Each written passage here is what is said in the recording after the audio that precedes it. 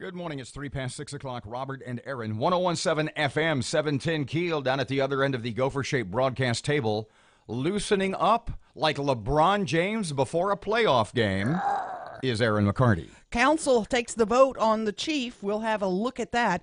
The airport budget is ballooning like it's a blimp. We'll tell you more about that, too. And a gunman behind the rampage in Northern California had quite a history. College top four teams, the latest. Who was right? We exactly were both, right? Not you. Yeah. No. Exactly Clemson right. was 2. You never said Clemson. No, Clemson's not 2. Yes, they are. No. Yes.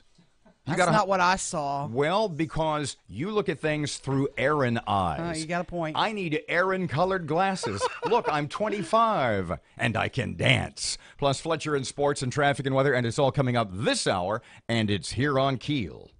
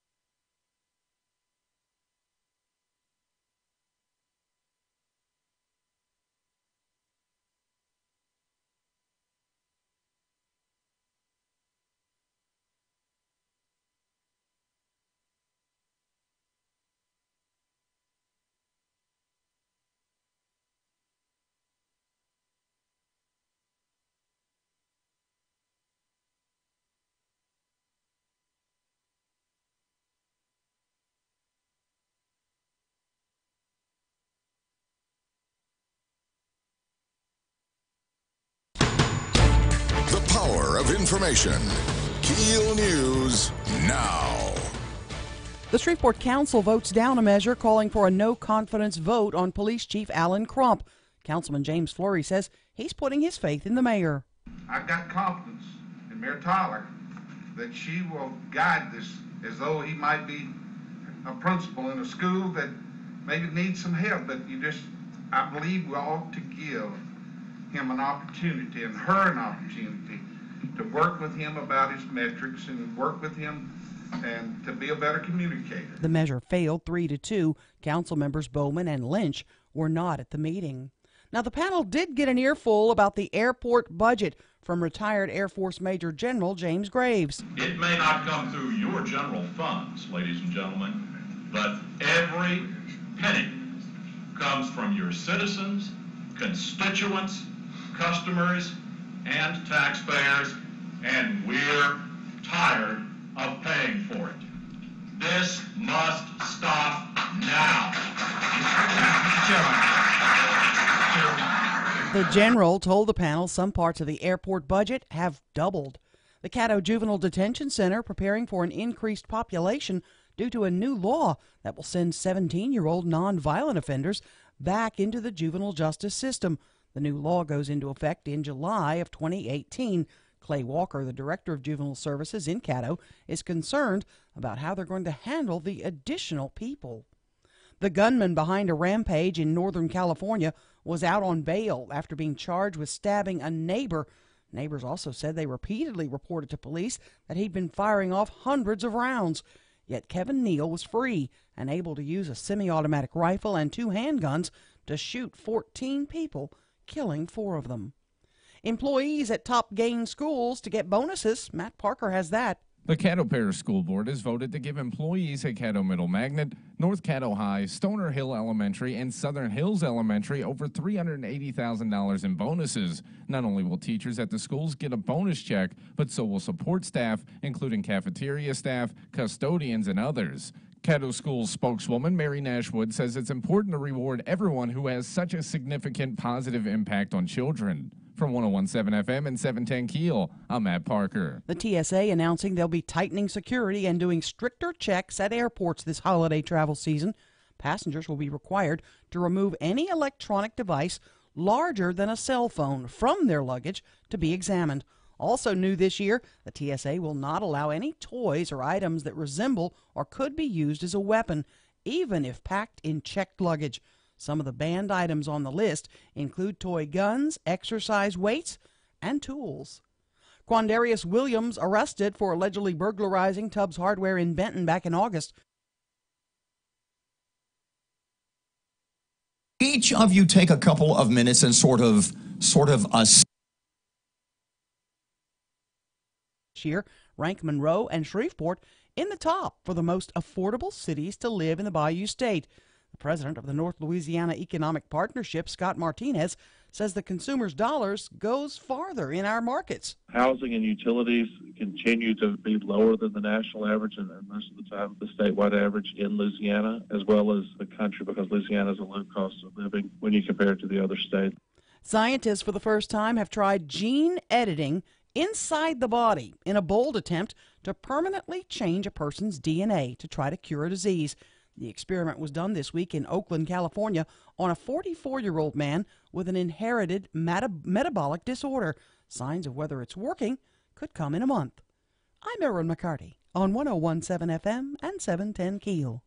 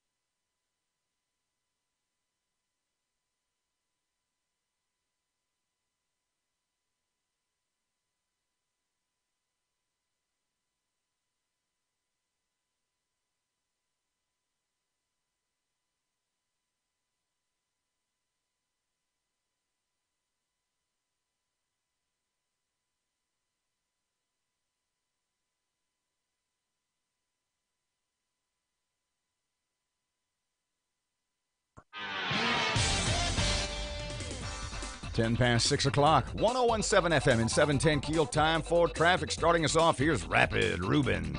Everything's still running nice and smooth for your early morning drive to work or school, but look out later on this morning for some traffic delays on Juella Avenue near Mansfield Road due to construction. If you have anything to report to us, accidents, hazards, or closures, give us a call at our Planet Fitness traffic hotline, 687-ROAD.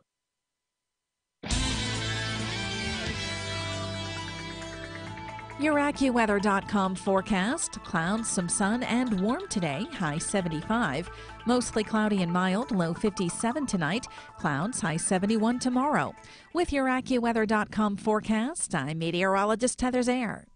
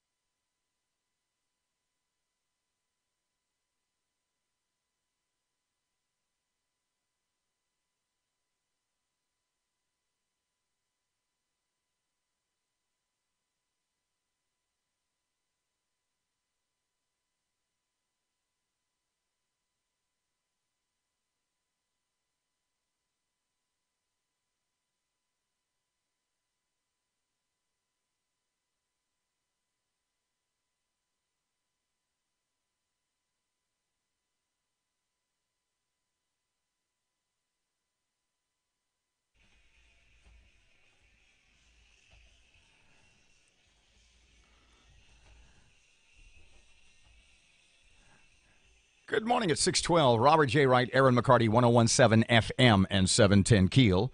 KEEL app's a free download from Office Furniture Source. So you looked and you saw that it was Clemson's second. Yeah, Alabama, Clemson, Miami, Oklahoma. Mm-hmm. LSU 20. So we were both right and we were both wrong in our kinda. predictions of the college football top four. Yeah. Had a big hour yesterday in the 8 o'clock hour. In case you missed it, We had the superintendents of schools from Caddo, Bossier, and DeSoto. Let's see, Caddo, Dr. Lamar Gorey, God, it was yesterday, Dr. Cade Brumley from DeSoto, and Scott Smith from Bossier, and we had those three fellers in the room. A lot of teachers couldn't hear it. They wanted to hear it today. Each of you take a couple of minutes and sort of assess, bring us up to date, especially with the release a week or so ago of the state scores. Sort of bring us up to date on the state of your district, if you would. Okay, we'll be happy to do that, and I'll try not to take too long, Robert. Thank you and Erin for the invitation to come in. Really excited to come in and talk about the progress that we have made in our school district with the recent release of accountability results. Really excited that the district did grow. We saw a 3.6-point growth, bringing us to a 78%. We still held tight as a C district, and as we look at that C and the improvements, we really do feel encouraged that there's a lot to grow on. For the first time in the history of our schools, since the inception of accountability, Caddo Parish has no high schools that are labeled as Fs. We saw an increase in A schools. Captain Shreve joined the ranks of our A schools, and really cool that happened as they celebrate their 50th anniversary of that school. Saw significant schools go up. We saw some declines, and we're just excited that we have developed plans around those schools that have declined. We're excited that this scores really speak to our efforts within our most needy schools, and it's really presented an opportunity for us to continue to grow and improve where we need that extra effort in our school system. And, equity is the key in Caddo Parish. And if we look at our school districts, and, I was having a conversation with someone on yesterday, and if you look at Title I schools, which are schools that are made up of high poverty, if you look at Walnut Hill, Claiborne, and Warner Park, those are all Title I schools. So they all have high percentage of children in poverty, but they're so different in makeup. So really looking at how do we as a central staff make sure that our supports are designed and we are supporting what the needs are of the schools has been our push, and that pushes that equity conversation. No longer do we give all schools the same, but our focus is more on making sure every school has what it needs for its population to be successful. Speaking of plans, Dr. Brumley from DeSoto. Yeah, every time we talk to you, you are an A district, and we say, tell us about that, and you say, we have a plan and we implement it. We have strategy, and we hold to that strategy. We believe it's working. All the time people say, what are you doing differently next year? Well, we're not going to do much. What we are doing seems to be working. This is brag session. Note that Lamar's short answer was about 3 minutes. But I will, if you can. I will say, for the second straight year, we've been able to hang on to that A. It's because of the team that we have and the work that we're doing, the strategy that we have. To put that in perspective, and this is the comment that I make probably more than anything that puts it into perspective. In 2010, we were the 45th ranked system in the state of Louisiana out of about 70 systems. And this year when the results came in, we're number 9. So we broke into the top 10. So we're really proud of that. We're proud of our kids and what that represents. But a score does not define us. A letter grade does not define us. The people and the character of our people is what defines us in our system. Scott Smith, Bossier Superintendent, you guys are another A system. Big news for Bossier, right? Well, thank you, Erin, and I appreciate y'all allowing me to be able to speak here tonight, this morning, actually. But I want to thank Dr. Gorey and also Dr. Cade Brumley for what they have done in their particular school districts. I appreciate you giving me a chance to brag a little bit about what's going on in Bossier Parish. This is actually our first time becoming an A district. And, of course, these scores are based upon last year's 2016-2017 scores. We improved by nearly 10 percentage points, which we feel great about that. Cade mentioned following a plan, and that's exactly what we have done. We have tried to follow a plan. We initiated professional learning communities, which is basically collaboration between all of our educators to help develop an individualized plan for each one of our students to help ensure that they all succeed, from those students who are achieving at the lowest level to those who are achieving at the highest level. So we've already been able to see results from that, and so we will continue that forward, and we're going to be moving into an actual, a more intense level of implementation of professional learning communities with a differentiated learning, which we really look forward to good things out of that. This will be a short answer for you all, probably. but we got several texts, and one was this to all three of you. Is there anything you can do to give us a better school calendar? Parents are, upset about all the different breaks and the holiday breaks and the spring break and the fall break and school starting in the early August. Is there anything the three of you could work together so that the calendar in the whole region is what the same? What can you guys do to make everybody happy all the time? Yeah. Well, the challenge there is that everyone has particular needs and wants. When we designed our calendar, and we've really worked very closely with these guys to try and, we do communicate about our calendars. And one thing that we've tried to do, and I've really stolen it from DeSoto, is to have those frequent breaks. Because, there's research around teachers really benefit teachers. Research around teachers benefiting from having at least one day off every 30 days. This work takes so much out of you that opportunity to rejuvenate is really important. So we really tried to build our calendar around that.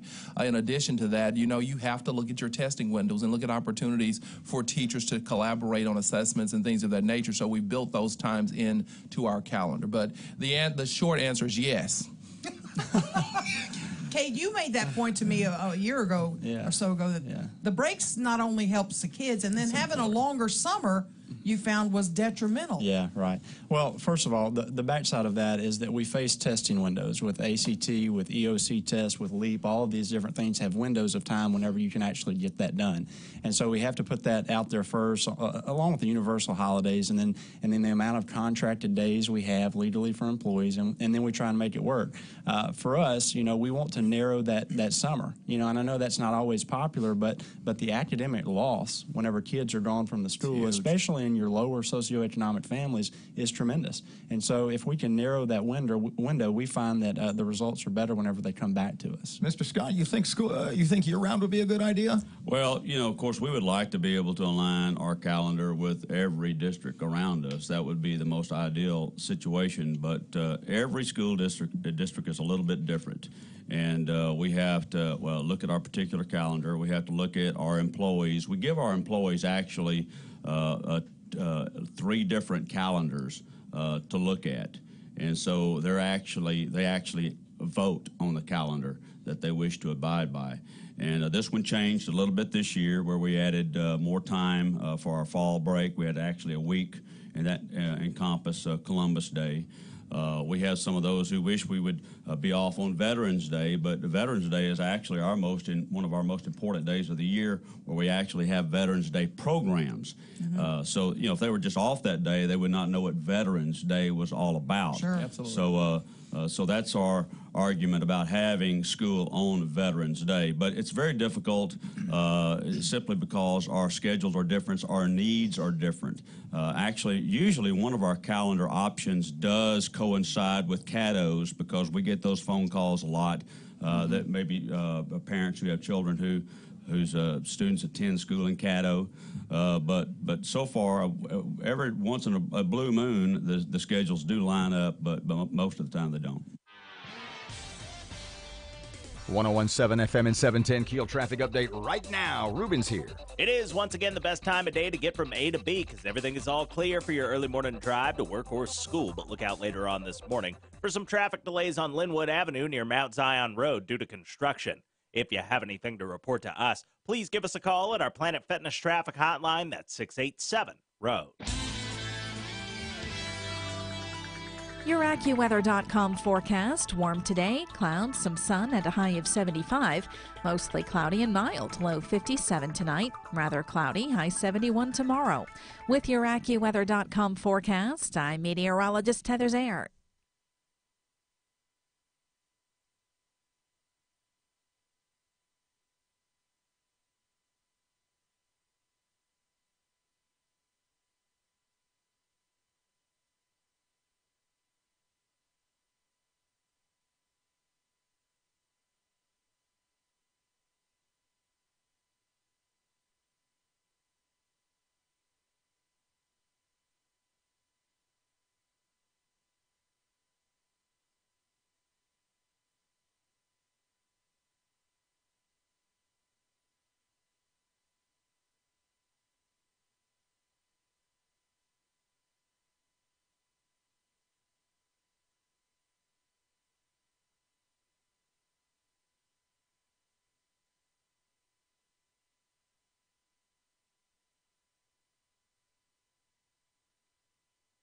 Do we do enough for the schools where the kids are in disadvantaged neighborhoods? Can we do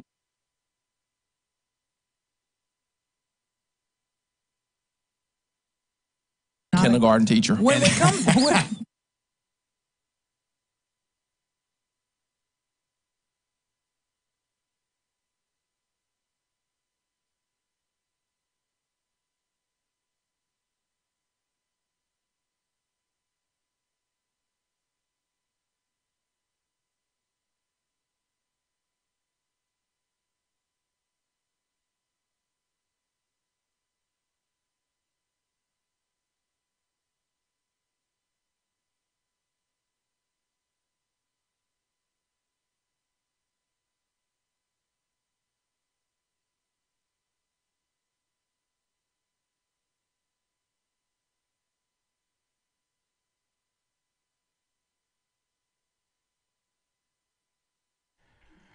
Twenty-four past 6 o'clock, 101.7 FM, 710 Keel. For anybody who missed our 1 hour chat with Superintendents Brumley, Gorey, and Smith yesterday, here is segment 2, and Erin kicked that off.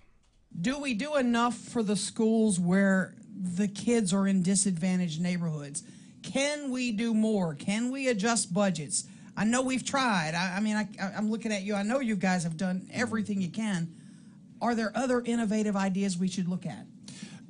I'll start off speaking to that. We're in a system, and I often describe it as a system of schools, more so than a school system, because even from our strategic planning perspective as a district, we have to consider the unique needs of our different schools. I'm so proud that Caddo Parish has made significant gains in the area of equity, in the respect that we now acknowledge that it's more challenging to staff some of the schools in our district, and our board does do differential pay for those schools. So you are not paid the same thing to work in every school within our school system. If you work in the transformation zone or in one of these failing schools, you make more money. You make more money within our transformation schools, but we realize that even right outside, we're probably 3 tiers of schools. Even right outside of our transformation zone schools, there's still schools that are challenged with staffing and with some academic concerns. So there is a body of schools that make more money even outside of the transformation zone schools. Within the 14 transformation zone schools, we've implemented the full TAP model. In that respect, we have payout opportunities for those teachers. I think that from a staffing perspective, the support is even, we have more support because of the needs to support curriculum and instruction initiatives within those schools too. So we are making significant moves towards equity and providing different services based on needs. What's your starting pay for teachers? Scott? Oh, we're right at about $43,000. Okay. Yeah, we're at 48 plus additional perks if you work in a high-need school or teach in a high-need content area. So we start at about a little over 44,000. But the unique thing about that is that if you're in, for say, a transformation zone school, if you're in a high school and you teach in the right area, you could make as much as 53,000 your first year of teaching. We've also started things like we have cohorts of teachers in our most struggling schools who are getting national board certifications.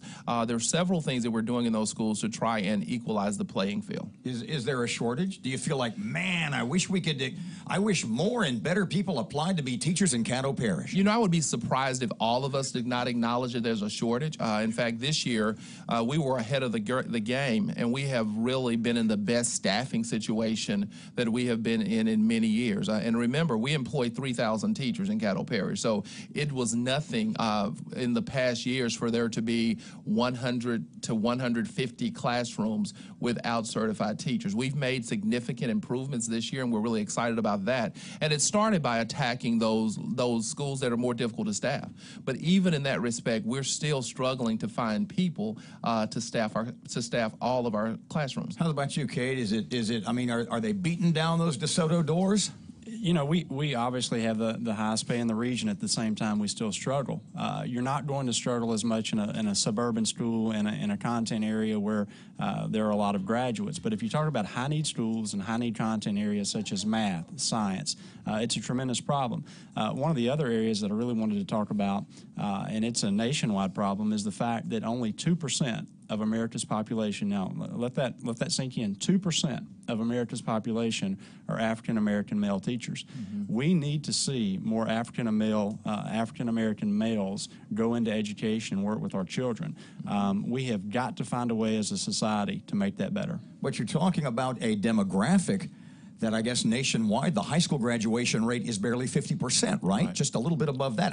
Mr. Scott, how's about you? Staffing problems and specifically African-American teachers? Well, I do want to say this, that although we do start at a little over 43,000, we have 3 different pay supplements. We have a back-to-school supplement.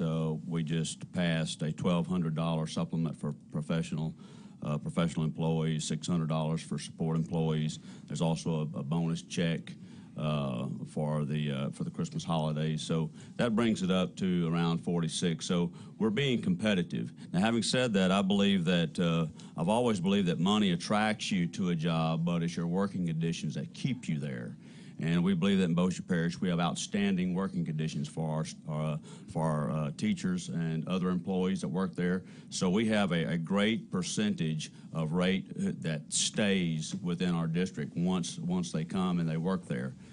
However, I will say this, we've had several African Americans who have moved up into administrative positions. We're always looking for anyone. It doesn't matter whether they're African American, Asian, Latino, whatever. If they can do the job, and we have found many who can do that job, and they can do it well, then that's who we want in Bossier Parish. Hey, Robert, can I possibly grab a quick commercial break? I do want to push our Cattle Teaching Academy. One thing that we identified early on in the transformational work was that there was a need to find a way to certify people. When I came to Cattle Parish 4 years ago, wow, 4 years. December 1st will be 4 years. When I came to Caddo, I saw that there were a lot of principals who were totally in love with long-term subs. Now, I was just surprised, but when I would go to see the long-term subs, they had done this work so long that they were as talented as any certified teacher. We then work with the state to start the Caddo Teaching Academy, so we're actually have our own alternative in-house certification program, and that's anyone, if you have a bachelor's degree and you have can pass parts of the Praxis test, you can be certified within about a year in our school system. So I do encourage teachers and persons in our community who are interested in teaching to really look into that program. There are 2 people in this room, as a matter of fact, who have their college degrees and are qualified. And not me in a classroom is not a good idea. Come on, Erin. I think you'd make a great kindergarten teacher. When we come...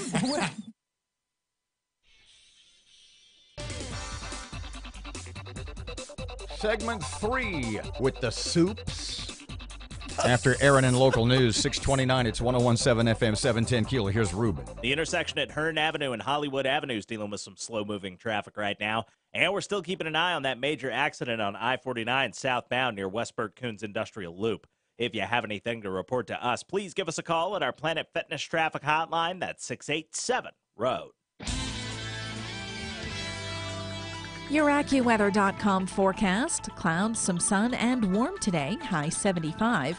Mostly cloudy and mild. Low 57 tonight. Clouds, high 71 tomorrow. With your AccuWeather.com forecast, I'm meteorologist Heather Zaire.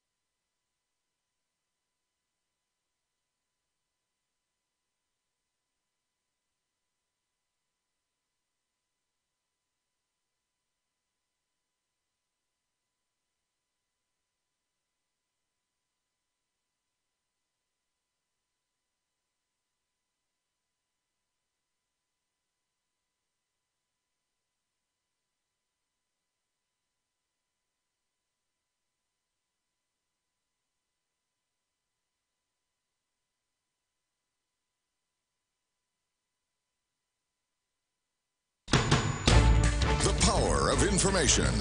KEEL News now. The Shreveport Council votes down a measure calling for a no-confidence vote on Chief Alan Crump. Councilman James Fleury did have a message for the chief. If I was to say two things that Chief Crump might learn from the Dale Carnegie training is that he needs to do a better job communicating. The measure failed 3-2. Council members Bowman and Lynch were absent. Caddo School Board votes to give employees at Caddo Middle Magnet, North Caddo High, Stoner Hill Elementary, and Southern Hills Elementary more than $380,000 in bonuses. Not only will teachers at the schools get a bonus check, so will support staff, including the cafeteria workers, custodians, and others. Caddo spokeswoman Mary Nash Wood says it's important to reward everyone who has a significant positive impact on children. New law could have a huge impact on Caddo. Matt Parker with that.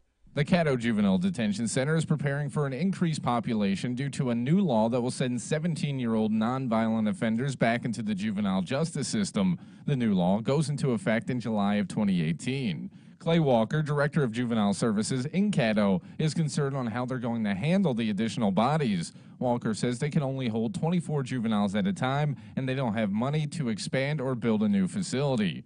From 101.7 FM and 710 KEEL, I'm Matt Parker. New numbers from the Cost of Living Index show Shreveport and Monroe in the top for the most affordable cities to live in our state. The president of the North Louisiana Economic Partnership, Scott Martinez, says the Cost of Living Index shows that if an individual earned $50,000 in Denver, they would only need to earn a little over $40,000 in Shreveport. Martinez says these numbers speak very positively on the living conditions in our market. It shows that you can have a better standard of living if you move from one of those higher cost technology markets into North Louisiana and makes your lifestyle much different. The TSA announcing they'll be tightening security and doing stricter checks at airports this holiday season. Passengers will be required to remove any electronic device larger than a cell phone from their luggage to be examined. Also new this year, the TSA won't allow any toys or items that resemble or could be used as a weapon, even if packed in your checked bags. Some of the banned items on the list include toy guns, exercise weights, and tools. Quandarius Williams arrested for allegedly burglarizing Tubbs Hardware in Benton back in August. According to Sheriff Julian Whittington, Williams broke into the business, stealing $48,000 worth of lawn equipment. DNA found at the scene positively identified Williams as one of the culprits. Have you ever thought Louisiana as a golf destination? Well, Lieutenant Governor Billy Nungesser wants to make it so. He's helping to re-energize the Audubon Golf Trail. 15 courses statewide are included. Nungesser says they're promoting the Audubon Trail through social media and golf shows around the country, including Canada. He says there are many Canadians that typically travel to southern states to play golf. He says the sportsman's paradise is the better value. A lot of them go to Arizona. They'll slow down in the oil industry. We want to promote how cost-effective and less expensive it is to come, stay, play golf, and have a good time in Louisiana. Middle school students in a Virginia Home Ec class were mistakenly given a worksheet that quizzed them on what an extramarital affair is, as well as terms like boy toy and trophy wife. I'm Erin McCarty on 101.7 FM and 710 KEEL.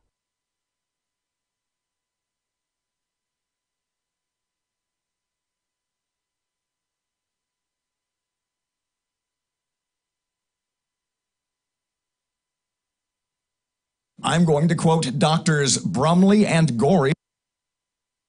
That we have is in some of our higher need and our higher need populations.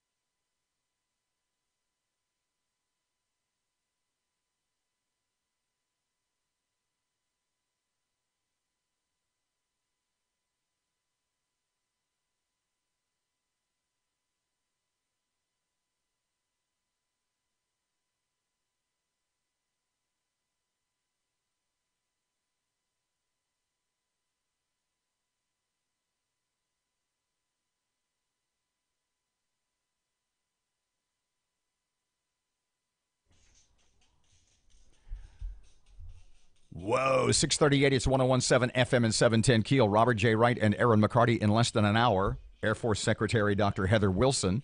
The Air Force Secretary. Did you hear him right? Yeah, we heard that right. Dr. Heather Wilson. Okay, lots of questions. Oh, me too. They are getting ready. Before we get into segment 3 with the supers here, you do realize that the Air Force is on the verge of calling up retired pilots to fill positions. 2,000 pilots short, at least in the U.S. Air Force. We've got lots of questions. You bet. Question number 2, Devin Kelly. How did that info not get passed along to the... I mean, there's a lot of stuff to talk about. You bet. Okay, yesterday, Brumley, Gorey, Smith, supers all. Go Brumsmith. In this room, talking about the state of education in the Arklatex, and our third segment with those gents started off with, this was some pretty heavy stuff. I'm going to quote Doctors Brumley and Gorey from our interviews with you over the last couple of weeks. And it's a couple of quotes that I have certainly mentioned more than once. And it has to do with Erin's topics about failing and or troubled schools. And Dr. Lamar, I'll start with you. And your quote was, in reference to students, they, meaning a great number of them, you said they are hostages of their own poverty. We are the best that they have. Cade, you said the following, that you get students coming into your system who can't count to 10, who don't know their colors, who lack basic reasoning skills. And the point I made to Erin, it was in reference to one of the F schools. And she was saying, oh, it's an F school. Why is it still open? And I said, because maybe... Boy, I got in trouble for that. Because maybe... and I just want you all three to tackle this. And I said, maybe when you look at that F school, and theoretically, if that F school has a 50, maybe the fact that it's a 50 instead of a 30, maybe that F at 50 is an example of some of the greatest teaching in the state of Louisiana to get it to a 50. Let's talk about some of those problems. Yeah. The greatest challenge that our generation faces in terms of education is birth to 5. You know, over half of our students in our MSA, the schools that we represent, come to school without the ability to count to 10, without the ability to signify red from blue, without the ability to have basic reasoning skills. In many cases, the kids don't even know their own name. Who's to blame for that? Well, you have several things that have happened. You have breakdown of home supports. There was a quote earlier in the morning where someone referenced the Hillary Clinton, "It takes a village to raise a community," and right now it does, but it shouldn't. It should take a parent. And unfortunately, in so many of our communities, that's not what we have. So we have everyone having to step in, and then you say, well, why do school budgets go up? Well, because we're having to provide extra nurses, extra social workers, extra counselors, because all of these barriers that exist that prevent access from a child reaching their education have to be removed. Does it break your heart, and Dr. Gore, to know that a child may come to school, and Robert mentioned it earlier, may come to school Monday morning for breakfast and lunch, and that's the only meal he's had since Friday? Right, and that very topic is why it was so important that we went to our program of providing breakfast and lunch to all of our lower grade and middle school students across our district. You know, when we speak to the term hostage, I do think that in a system, Caddo, 40,000 kids, 62 different schools, many special interest schools, many magnet schools, there are a lot of options. And I think many times when children attend F schools and continue to attend F schools, it's because that's the option that was most convenient for the family. I think there's multiple reasons why that could be the case. But one thing that I want to stress, and I stress this all the time, I'm always in schools in Caddo Parish. I walk in A schools, I walk in F schools. One thing that they have in common is that there are professionals there that are working as hard as they possibly can. When you look at the work of the transformation zone and you think about some 80% of those schools in 3 years did exit failing status. And now the challenge is how do we keep them out? So I do think that as we build our supports, we all have to take responsibility, and we all have to own whatever part of this conversation we can. We all have to make whatever changes we can so that the children are not the ones that lose. But I promise you, they're working hard. It's just the odds that what's stacked up against those professionals in those schools is just greater. Scott, have we lost this generation? I mean, it's like, well, what's going to happen with these kids who are not getting an education? Well, I think it's important to note that as public schools, we have to take students where they are. That's how they come to us. And some of them come to us very prepared and ready for either pre-K, kindergarten, or first grade, and some of them come behind. And it's up to us. Now, we don't have a whole lot of influence over what goes on from 0 to 3 years of age. There are programs and there are organizations out there who do assist in that manner, programs like Step Forward. However, it's what we do with them once we have them. It's not what we don't have control over. So it's whatever prescription of lessons that we have for them, where they are, and to take them where we want them to be is what is important. And we believe in Bossier Parish that we have a system in place that will meet those children where they are, wherever they may be, and take them to where we want them to be. Does it dumb it down, though, for the parents who are doing the job and who taught their kids, but they send their child to this school and you have to meet the needs of those who don't have? So my kid's going to sit there bored. That's a very good question. Absolutely not. I said what we're really trying to do is through a differentiated learning, we are able to reach every single student.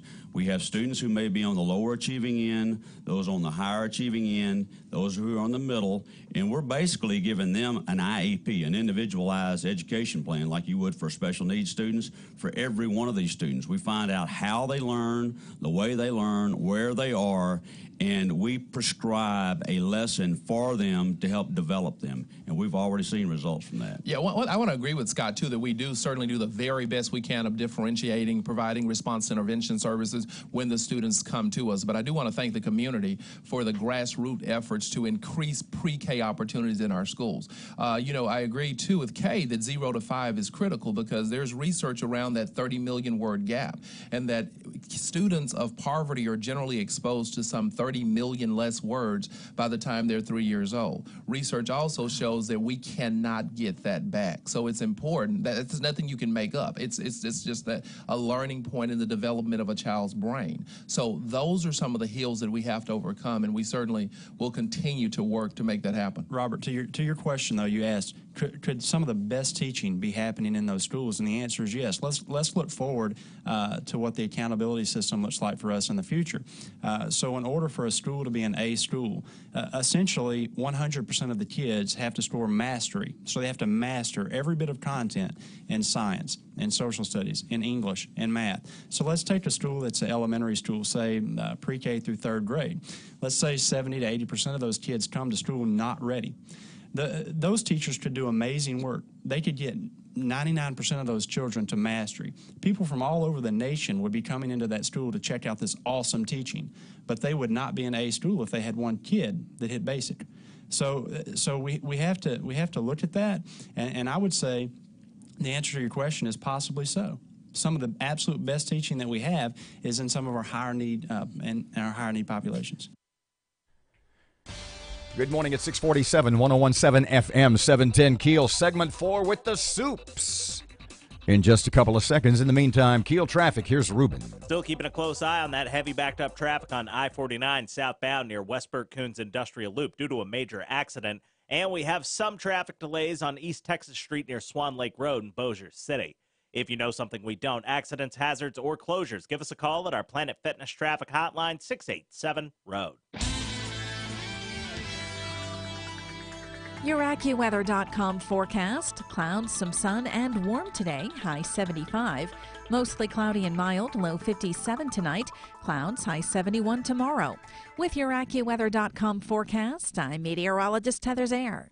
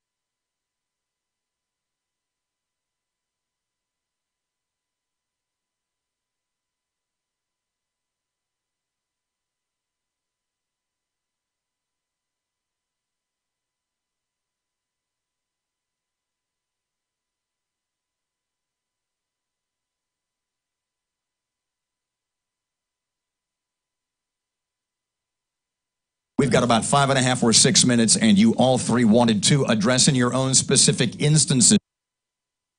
We've got about address in your own specific instances the future of your future of the education in your parishes. Dr. Gorey? You know, what I'll say is that Dr. Gorey? You know, what I'll say is that we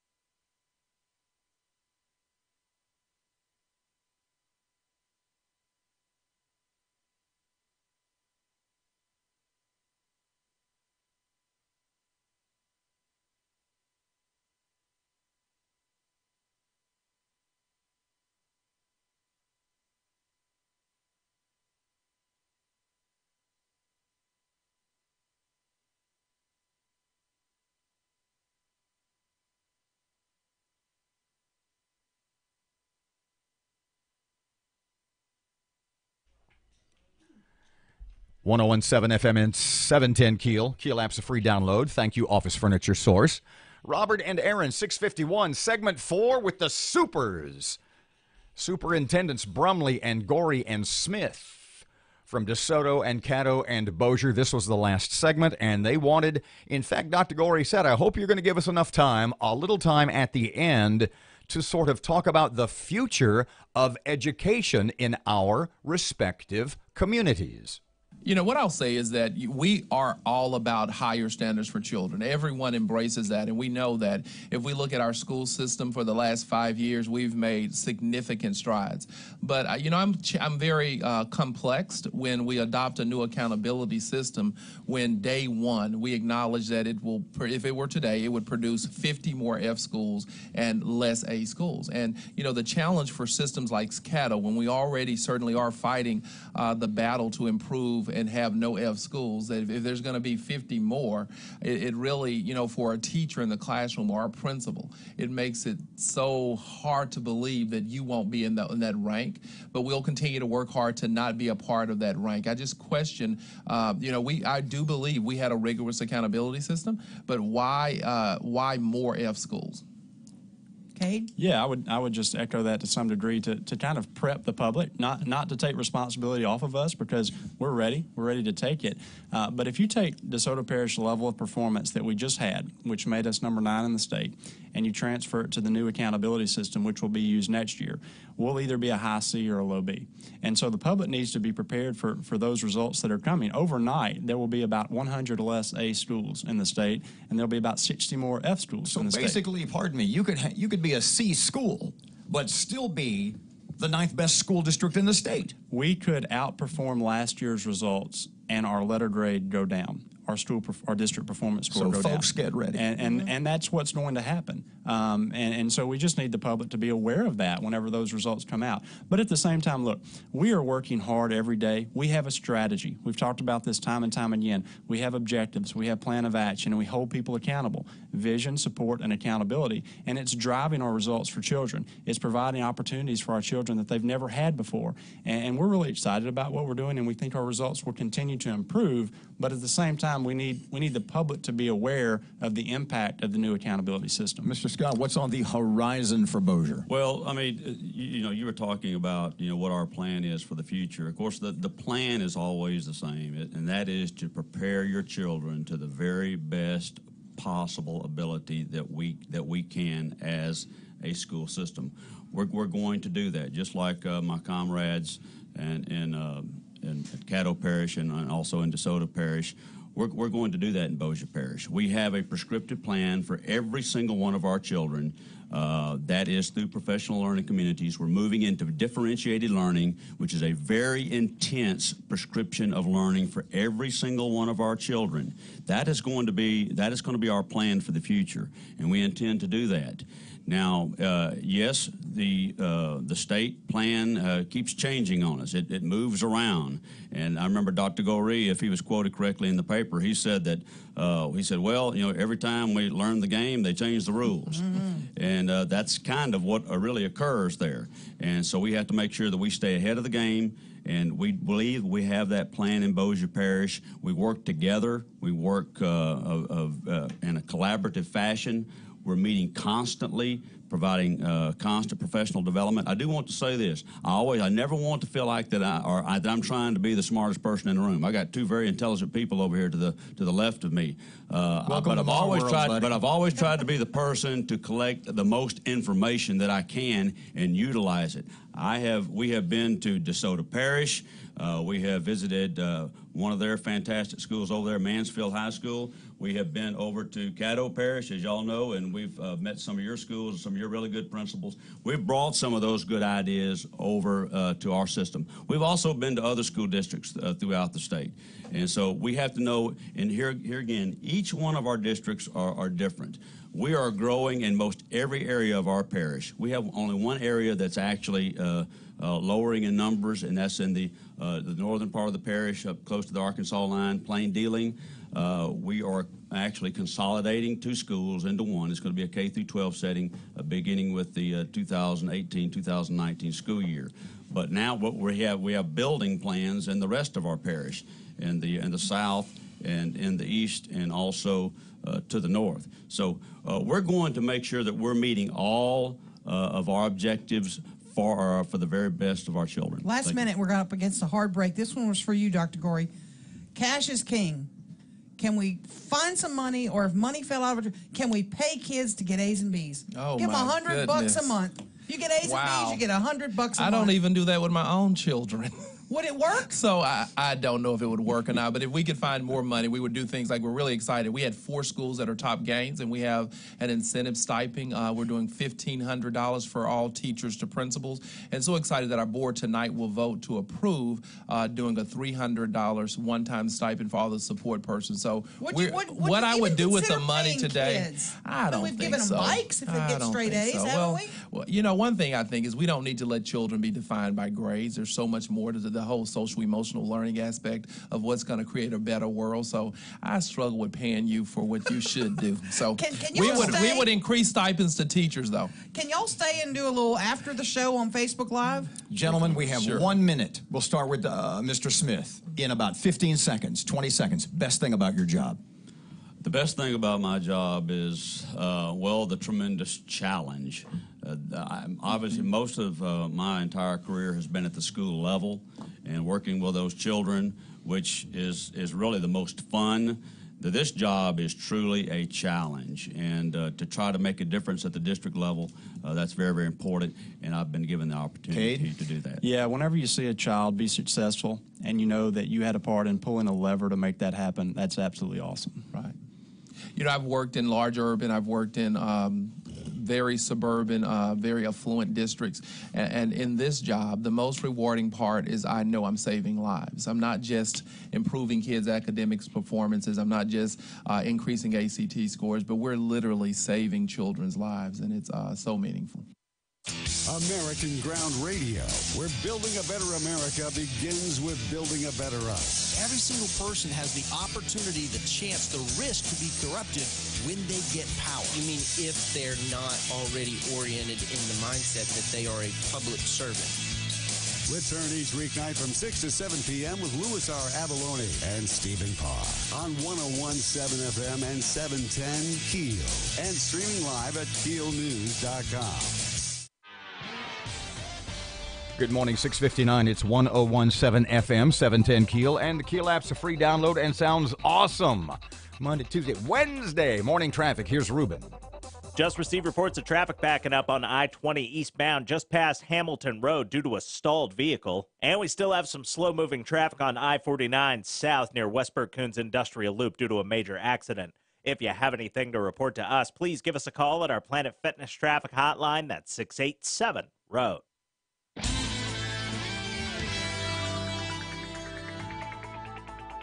Your AccuWeather.com forecast. Clouds, some sun, and warm today. High 75. Mostly cloudy and mild. Low 57 tonight. Clouds, high 71 tomorrow. With your AccuWeather.com forecast, I'm meteorologist Heather Zaire. Right now, 58 degrees. 101.7 FM, 710 Keel, 7 o'clock, Fox News. Breaking news and trending talk. This is 101.7 FM and 710 Keel. KEEL, Shreveport.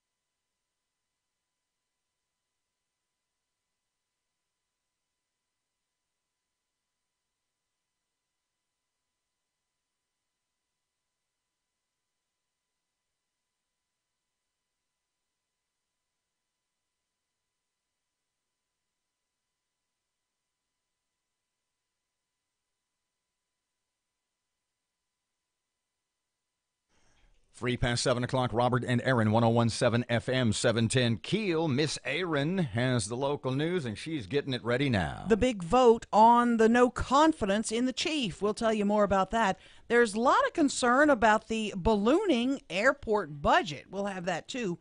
And the juvenile detention center prepared for increased population. Not only talk about that council vote yesterday, the latest on the condition of Councilman Bowman and how that feller is doing today. Secretary of the Air Force Heather Wilson, just around 7:30. That is amazing. Tons of Barksdale questions. She's in town for a tour, and we will chat with her. And college football's top four. I was right. I was wrong. Erin was right. Erin was wrong.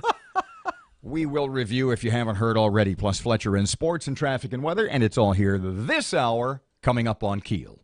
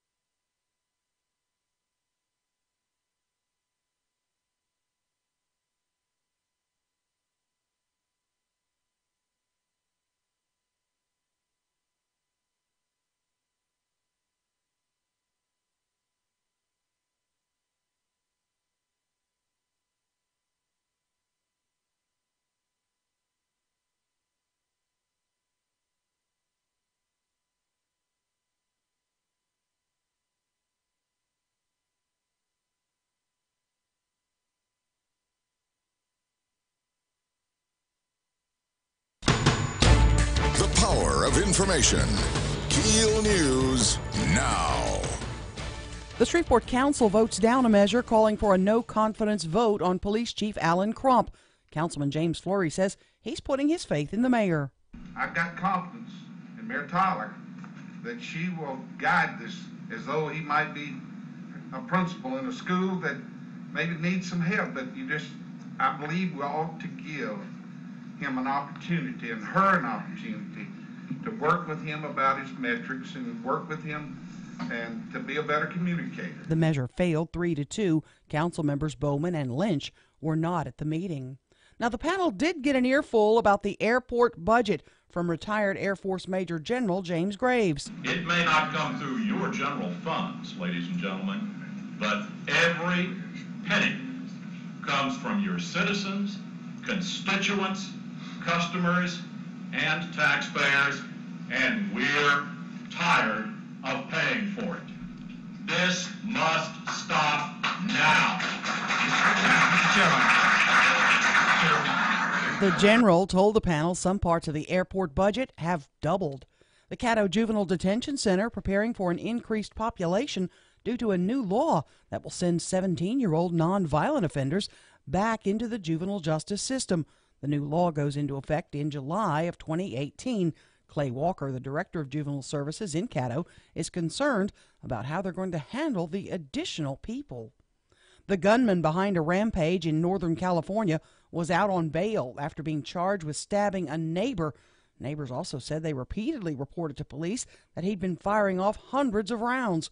Yet Kevin Neal was free and able to use a semi-automatic rifle and 2 handguns to shoot 14 people, killing 4 of them. Employees at top gain schools to get bonuses. Matt Parker has that. The Caddo Parish School Board has voted to give employees at Caddo Middle Magnet, North Caddo High, Stoner Hill Elementary, and Southern Hills Elementary over $380,000 in bonuses. Not only will teachers at the schools get a bonus check, but so will support staff, including cafeteria staff, custodians, and others. Caddo Schools spokeswoman Mary Nashwood says it's important to reward everyone who has such a significant positive impact on children. From 101.7 FM and 710 KEEL, I'm Matt Parker. The TSA announcing they'll be tightening security and doing stricter checks at airports this holiday travel season. Passengers will be required to remove any electronic device larger than a cell phone from their luggage to be examined.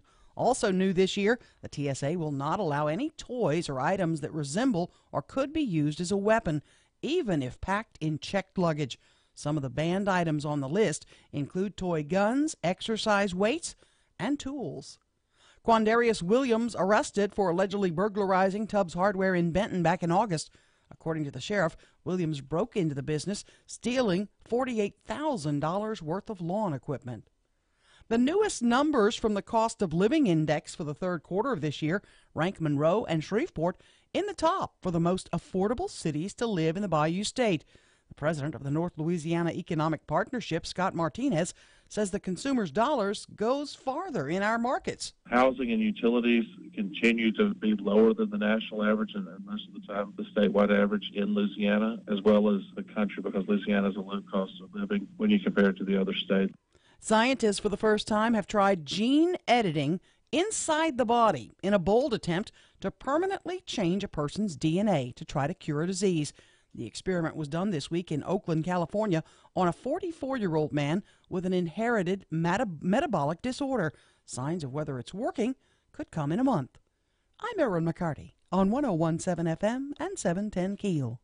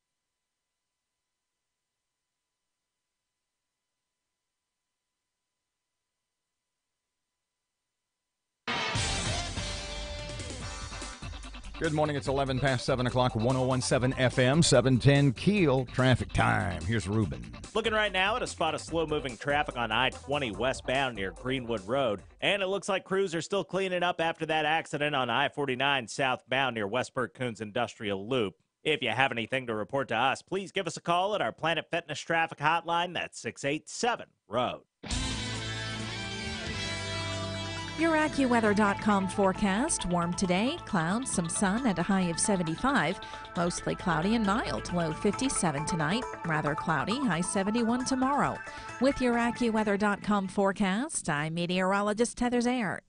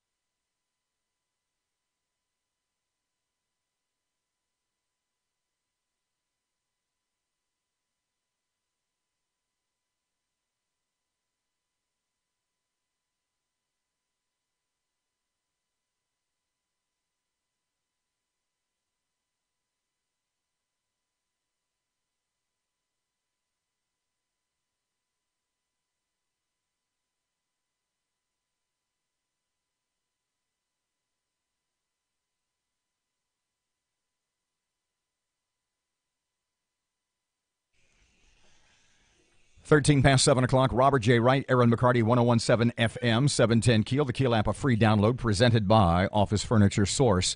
Okay, so can I tell him what you did yesterday? Yeah, you're gonna tell him. I know. Well, no. In this case, since it's let's put it to a vote, okay? Matt has a vote. You have a vote, and I have a veto. I like Jerry Bowman. Will leave the room. Yeah. Okay. So do you think, should we tell them what you did yesterday? I don't have a problem if you tell them. And again this morning. I am relentless. If I have any good qualities, it's relentlessness. You pride yourself on your fearlessness by telling Matt what to do. Well, I would have done it. I mean, I would have done it. He knows that, but I wanted to make sure that if we got somebody, it was on the right phone. Do we I'm tell not him? sitting by that phone. Do we tell him what she did yesterday? Which one? If this, I mean, she did a lot of things yesterday that some people may or may not know about. There's one thing we can't tell him about, but that's okay. No, we can talk about that too. We won't just give the tale. Yeah. So Man, that bus hurts when it rolls over your so back. Jerry Bowman, city councilman, was taken by stretcher from the city council chambers, well, back in their secret room. Monday. Mm-hmm. On Monday, sorry. Mm-hmm. And because he had chest pains. Now, was Councilman Bowman actually in the throes of coronary occlusion? Do we know? Don't know. Well, we would have known yesterday if he had answered his hospital phone because she tried to call him. And what's wrong with that? Absolutely nothing. Like I told you yesterday. Absolutely nothing. You tried to call a guy. Hold on. If you had been rushed somewhere, I would call you. Hold on. She didn't just call like the hospital and be like, "Hey, is Jerry Bowman there?" No. She called every number she possibly knew, and some of which were rooms.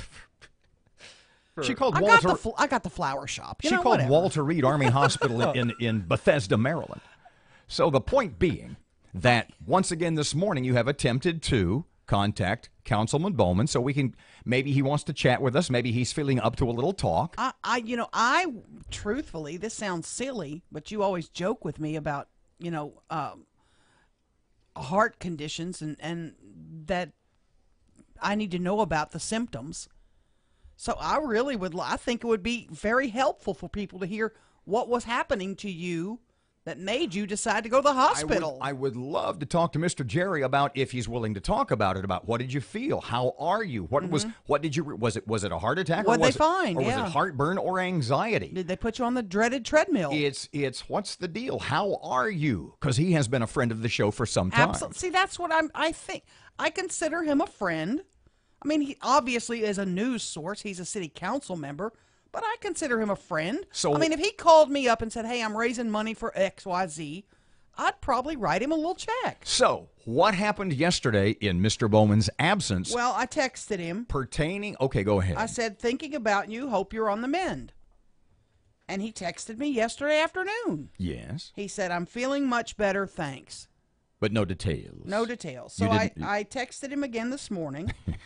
At 3:30. I did not text him at 3:30. That is such BS. 4:45. 4:15. No, that's not that early. I said, "Do you feel up to talking?" I was going to blame it on you. I was going to say, Robert really wants would to love talk to talk to you this morning. Actually, Robert would. Robert would love to talk to him. So if he's up for it, and I've texted a few of his friends to see how he's doing too, just FYI. I told you I'm relentless. I can't get to the man, so I'm going to annoy the man's I'm friend. finna call his brother here in a minute. That would be nice. Yeah. Tell Mr. Gerald is hello. Finna a word? Yes, it is in the South. Sure. Finna. I'm finna call his brother. That's great. And see how he's doing. But I really want to. Why reach when you can stoop, my friend? I mean, you hear about you got a pain in your arm, you started sweating, whatever, you got hot. I would like to know what happened. And then, of course, where's he going now? Was it a heart attack? Was it not? What happened? You know what? We can go to break. He was not at the city council meeting. When we come back, but I want you to walk through the process yesterday of the vote of confidence/no confidence, the measure, the resolution introduced by Councilman Willie Bradford, pertaining to Chief Crump. And we'll find out how that went, and you've got some late-breaking info. Plus, in less than 15 minutes... Oh, this is going to be huge. Air Force Secretary Dr. Heather Wilson, she's in town for some kind of great big technological symposium deal at Barksdale. She is the head of the freaking Air Force. That's what they call it, as a matter of fact. The FAF. Yes, you've heard of that. Yes. She's on the way just after 7:30, 19 past 7 o'clock, 101.7 FM, 710 Keel. You ought to see those wings. Traffic update. Here's Ruben. The intersection at North Market and North Hearn Avenue is dealing with some slow-moving traffic right now. And those school zone lights are on and the school buses are out. Please use caution when driving around the school zones. If you have anything to report to us, please give us a call at our Planet Fitness traffic hotline. That's 687-ROAD. Your AccuWeather.com forecast. Clouds, some sun, and warm today. High 75. Mostly cloudy and mild. Low 57 tonight. Clouds, high 71 tomorrow. With your AccuWeather.com forecast, I'm meteorologist Heather Zaire.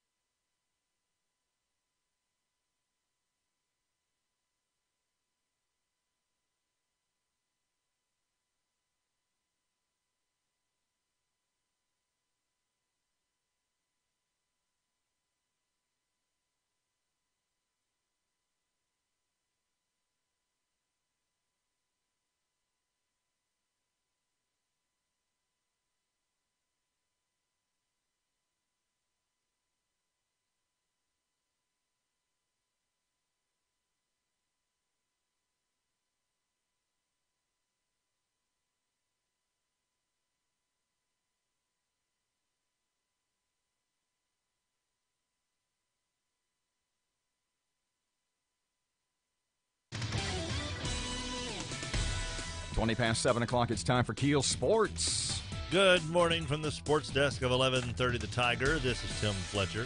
Airlines boys cross-country team finished second in the LHSAA 5A state cross-country meet in Natchitoches on Tuesday, the highest finish in school history. Will Dart led the Vikings with a fourth-place finish. He was joined in the top 10 by teammates Tajon Morris, who finished fifth, and Joshua Burns, who came in eighth place. Benton's boys finished fifth in the 4A meet. In NBA last night, San Antonio knocked off the Mavericks in Dallas 97-91. Dallas native LaMarcus Aldridge led the Spurs with 32 points, a season high. And rookie Dennis Smith led the Mavericks with a career-best 27 points. By the way, that's the 500th road win for Spurs head coach Greg Popovich, the fastest to reach 500 wins on the road in NBA history. Only took him 835 games. And the college football playoff rankings are out. Alabama comes in at number 1 this week, moving up from second. Clemson moves up 2 spots from fourth to second. Miami, with their big win over Notre Dame, remains undefeated, and they move from seventh to third. And Oklahoma pops up 1 spot to fourth place. Rounding out the top 10, it's Wisconsin, Auburn, Georgia, Notre Dame, Ohio State, and Penn State. LSU moved up 4 spots from 24th to 20th. From the sports desk of 1130 The Tiger, this is Tim Fletcher.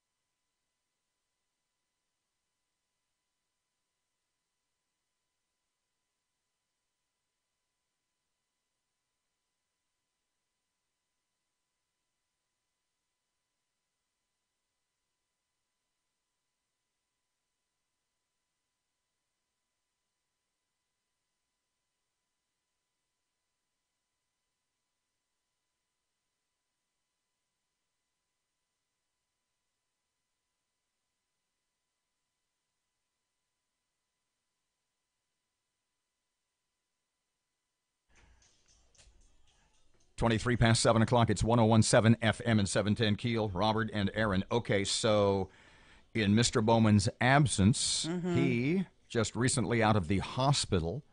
So yesterday, well, a couple of days ago, we had Willie Bradford on.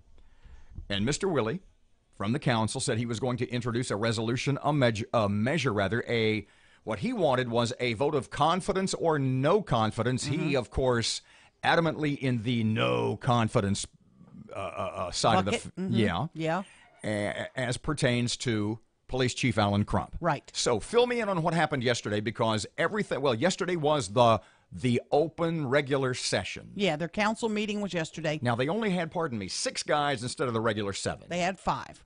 Oh, okay, who else was Stephanie gone? Lynch was also gone because of some sort of illness. I'm not sure. That coming, But that's not nice. I'm just saying. She may have been sick. We don't know. I don't know officially. I could text her and find out, but she might be sleeping too.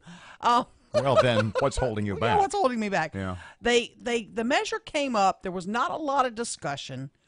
Council Chairman Fleury asked Councilman Bradford if he could delay it or table it, because he said there's some information that we are not privy to because of the criminal investigation with relation to the October 30th chase. Look, when it goes back to last week's conversation with City Attorney William Bradford, not to be confused with Councilman Willie Bradford, when we talked to William Bradford, we asked him that very same question out of the box. Walk me through the time frame from the beginning of the Crump incident to the very end, from coming on the crime, who did the actual shooting, how many shots were fired, were they purposeful? You've got the video of something dropping.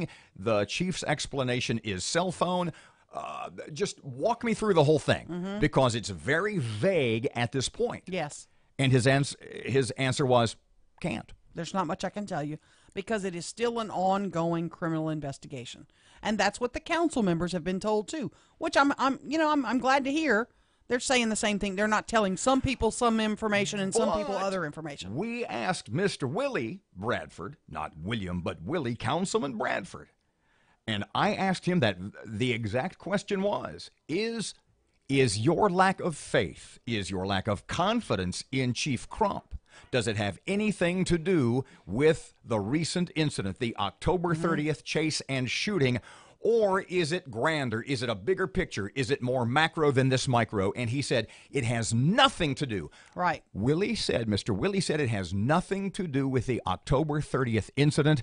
It has to do with, what he said was, the increasing crime rate and what he feels is the chief's inability or inaction to quell the problem. Yep. And well, Mr. Fleury said, I need more information. I want to wait until the administration can release more information. Therefore, would you please table this matter?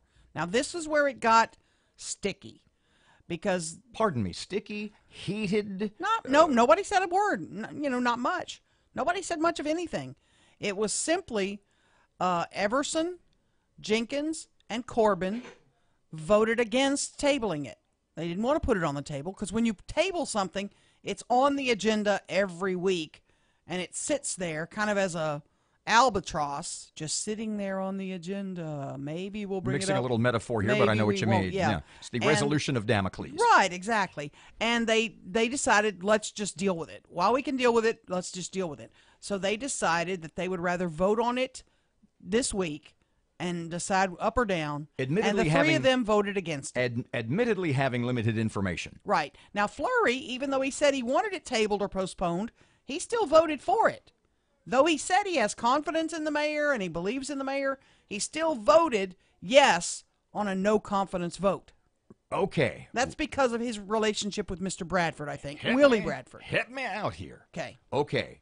So we only had 5 out of the 7 council people. And the vote of no confidence, well, let's just walk. Give me a confidence or no confidence, okay? When the vote came up yesterday. Willie Bradford, no confidence. No confidence. Jeff Everson. I'm not going to say confidence, because I think they have concerns, but they didn't want to vote on the resolution. And like Michael Corbin told us yesterday, this resolution has no teeth. It has no impact. So why do it? So what was he doesn't like to vote on things like that. What was the final? It was 3-2 against the no confidence measure. Okay, so it three of them failed. voted yes, sorta. No, they voted no. I make a motion to pass. Follow me. This is like a bond issue. Just be quiet a minute. I make a motion to pass a no confidence resolution. Somebody seconds it. Everybody vote. 3 voted against it. Everson, Corbin, Jenkins. 3 voted against the resolution. The resolution was a no confidence vote. Okay, so 2 of the 5 said no confidence. 3 of the 5 said, I don't like to vote on these kind of things. Do you feel better now? No. No. 29 past 7 o'clock, 101.7 FM, 710 KEEL. Secretary of the Air Force, Dr. Heather Wilson, is coming up after traffic and weather and maybe a 30-second commercial. That is up next, and it's here on KEEL.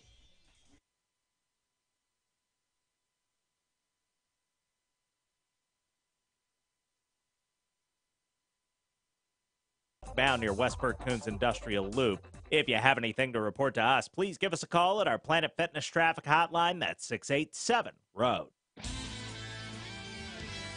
Your AccuWeather.com forecast. Clouds, some sun, and warm today. High 75. Mostly cloudy and mild. Low 57 tonight. Clouds, high 71 tomorrow. With your AccuWeather.com forecast, I'm meteorologist Heather Zaire.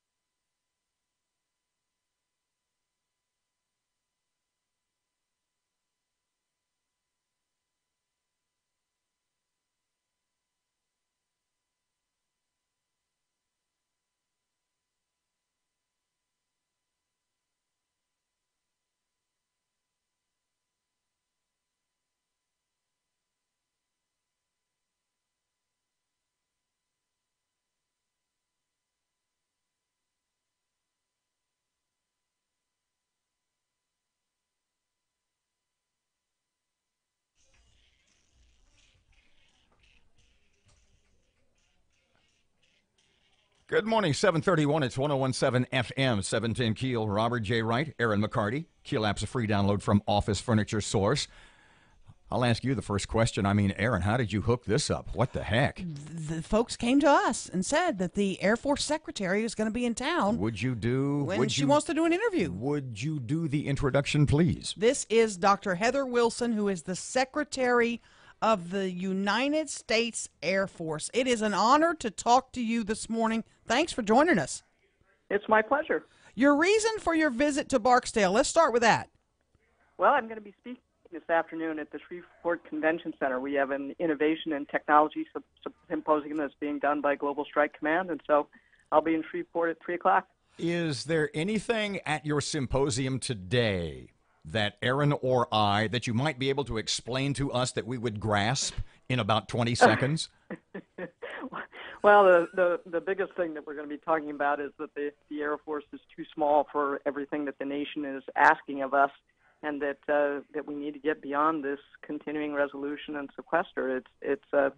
No enemy in the field has done more to harm combat readiness of our military than sequestration. Let's start with that, particularly or specifically the shortage of pilots. President Trump wanted an executive order to recall as many as 2,000 retired pilots. That seems to be on the back burner.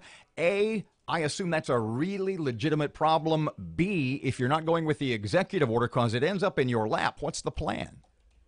Well, first of all, it's not just pilots; it's air crews, and that's really important, particularly here in Barksdale, where the 5 people that are on a crew of a B-52, 3 of them are not pilots, and we're concerned about them as well.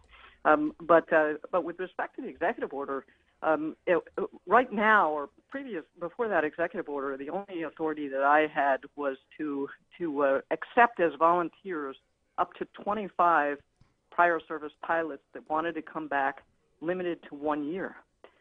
We asked for more authority than that, for longer time frames, and also to be able to take more volunteers who may have gotten out, said, you know something, flying for FedEx isn't for me. I'd like to come back in.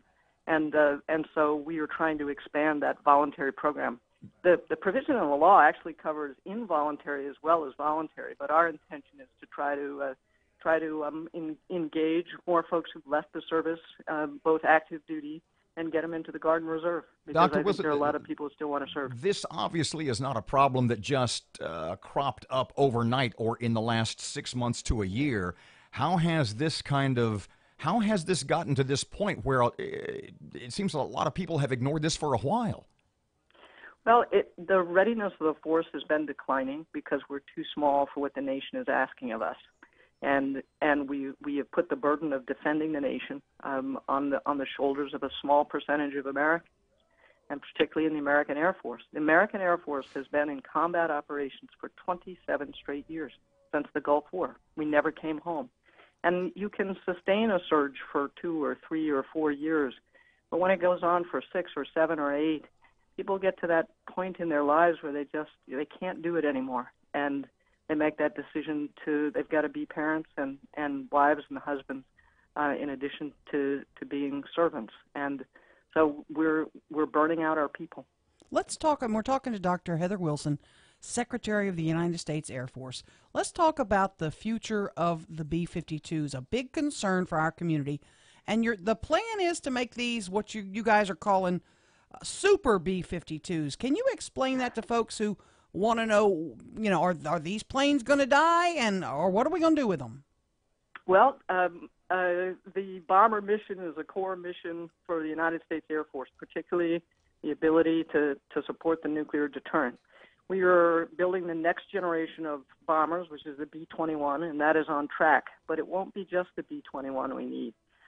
We will also need a variety of bombers, and so we figure it's going to be a minimum of 100 B-21 Raider aircraft with a mix of legacy bombers. So we'll have a total bomber force of probably about 175 minimum. But I can say this, I think, pretty confidently: if you've got a bomber base now, you're going to have a bomber base in the future. I was going to say, will these bombers be part of Barksdale? Is Barksdale in that picture? Barksdale is in that picture, and here's the reality of a bomber base. We need great places to train that are nearby. You need long runways and wide runways. Doesn't make a whole lot of sense if you're going to have about the same number or maybe a little more, but just different types. Doesn't make a lot of sense to start spreading them around more. I think if you've got a bomber base now, I'm pretty confident in saying you're going to have a bomber base in the future. Dr. Wilson, looking at a headline here from about a month ago, Barksdale says no plan to put B-52s on 24-hour alert. There has been some back and forth concerning that over the last 6 months or so, maybe a little less. Was the final word, if it's the final word, to not put the B-52s on 24-hour alert because it's not necessary, or because we don't have the manpower that you were just talking about? No, there was never a plan to go back to 24-hour alert. I think there was a reporter who saw that we were fixing up our alert facility, which we do use for exercise. In fact, it's been being used over the last several weeks here, and thought, oh my gosh, this really means something, and something's changing. What's changing is we needed to fix up that alert facility for people who come in here for exercises, and so there's no intent to change anything there. We are speaking with Dr. Heather Wilson, the Secretary of the freaking Air Force. I'm sorry. Didn't mean to say it like that, but it's an honor to have you with us. Barksdale has a 4-star general. A lot of people, when that happened, said that's a big deal. That is a huge signal for this base is a major part of our future. For those of us who don't speak the military lingo, what does having a 4-star general at our base mean for our local community? This is a major command for the United States Air Force. This is Global Strike Command. It is part of our core mission, and that's what having General Rand here means. It's an important base for the United States and for the United States Air Force. Jobs too. Folks say it comes with a lot of jobs when you have a 4-star general.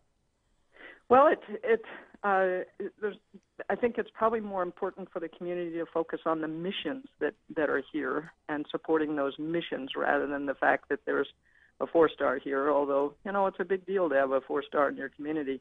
The real important thing here is the missions, and the missions are supported by thousands of airmen, active guard, reserve civilian who come to work here every day and get after it. Dr. Wilson, I know we didn't make any agreement ahead of time that nothing was off limits, and I know Robert wants to talk to you about and I'm real proud to hear that the Air Force is not covering anything up with regard to the Texas shooter. I know Robert wanted to talk about the Sutherland Springs shooting. Devin Kelly was an Air Force vet, and he had been, I guess, convicted of domestic assault. But the reason that he was able to purchase a gun in Texas was because the Air Force or some part of the Air Force had not passed the information along to the Texas state government that allowed him to purchase a gun. Do you know anything about that? What happened and what remedies are going to be implemented so that doesn't happen again? Yeah, it was absolutely awful what happened in Texas, and all of us are just absolutely heartbroken. We have launched a full-scale review of what happened in this case and every other one like it, and we're working with the Department of Defense Inspector General as they look across the department. Of course, my responsibility is to make sure that the Air Force is checked, and we are in the process of doing that now. It should have been reported and put in the National Criminal Information Center database, and that's why we launched the full-scale review. It's refreshing to hear somebody in the government say, we messed up and we're going to figure out what happened. We've been talking for about the last 7 or 8 or 9 minutes. I guess this will be our last question, and we've talked about problems with the Air Force, that it's undermanned or underpersoned, if you will, the previous question. But you, as an Air Force vet, you as Secretary of the Air Force, you still feel, as everybody here does, that we have the greatest Air Force in the world that is operated by the best people. I do. It's, probably the best job in the federal government is to be the Secretary of the United States Air Force. I have wonderful people, a mission that matters, and you get to come to work every day knowing that what you do makes a difference to the country, and your life matters. And so I think it matters for every airman. And so we are blessed to live in a country that where we have young people who are inspired to serve in this way, and it's an honor to be with them every day. We had yesterday in studio 3 school superintendents from around the area, and one of them said when he was in like 5th or 6th grade, they went around the room and said, "What do you want to be when you grow up?" He said, "I want to be principal of this school." And one day he actually became principal of that school. Did it ever occur to you, even not only when you were a kid high school or college or even in your Air Force years, did it ever dawn on you, Heather Wilson, Dr. Heather Wilson, will be Secretary of the Air Force? Not only did it not occur to me then, I've been in this job 6 months. It didn't occur to me 7 months ago. How does the Secretary of the Air, what did you fly here in? I'm sorry? A Hertz. What did you fly here? I mean, like they fly you in an F-18? What do you fly here in? First of all, the F-18 is Navy, so no. Oh, my bad. Whoops. Yeah, that would be really fun if they put me in the back seat of an F-16 and come down here or something, but no. Yeah, hold tight. That would be fun. You fly on a military plane, I would assume. I do. It's actually required that I fly on an Air Force airplane to come down here. So yeah, we did come down here on a little Air Force plane. Here's my big regret about this job. I actually own a little airplane myself. I'm a private pilot, and it doesn't. I think most of the Air Force guys kind of laugh at me a little bit because it's just a little Cessna 152. So it's like the equivalent of winding up the rubber band in the back, almost. But here's the sad thing. I'm now Secretary of the Air Force. I have actually not flown myself since I became Secretary of the Air Force, and my little airplane is still up in South Dakota. So you're not the sad part. Are you not a backseat pilot when somebody's flying? You don't go, "Hey." I'm very polite because these guys are so much better than I am. I just, I'm a putzer. Thank you so much for your time. It's been an honor, Dr. Heather Wilson, Secretary of the Air Force. We appreciate it. Look forward to having you back anytime. Thank you. Have a great day. 742, it's 101.7 FM, 710 Keel traffic update right now. Here's Ruben. He's on Keel. Keeping an eye on some slow-moving traffic on St. Vincent Avenue near West 70th Street. And we're looking at some traffic delays on Benton Road, just north of I-220 in Bossier City. If you have anything to report to us, please give us a call at our Planet Fitness traffic hotline. That's 687-ROAD. Your AccuWeather.com forecast. Clouds, some sun, and warm today. High 75. Mostly cloudy and mild. Low 57 tonight. Clouds, high 71 tomorrow. With your AccuWeather.com forecast, I'm meteorologist Heather Zaire.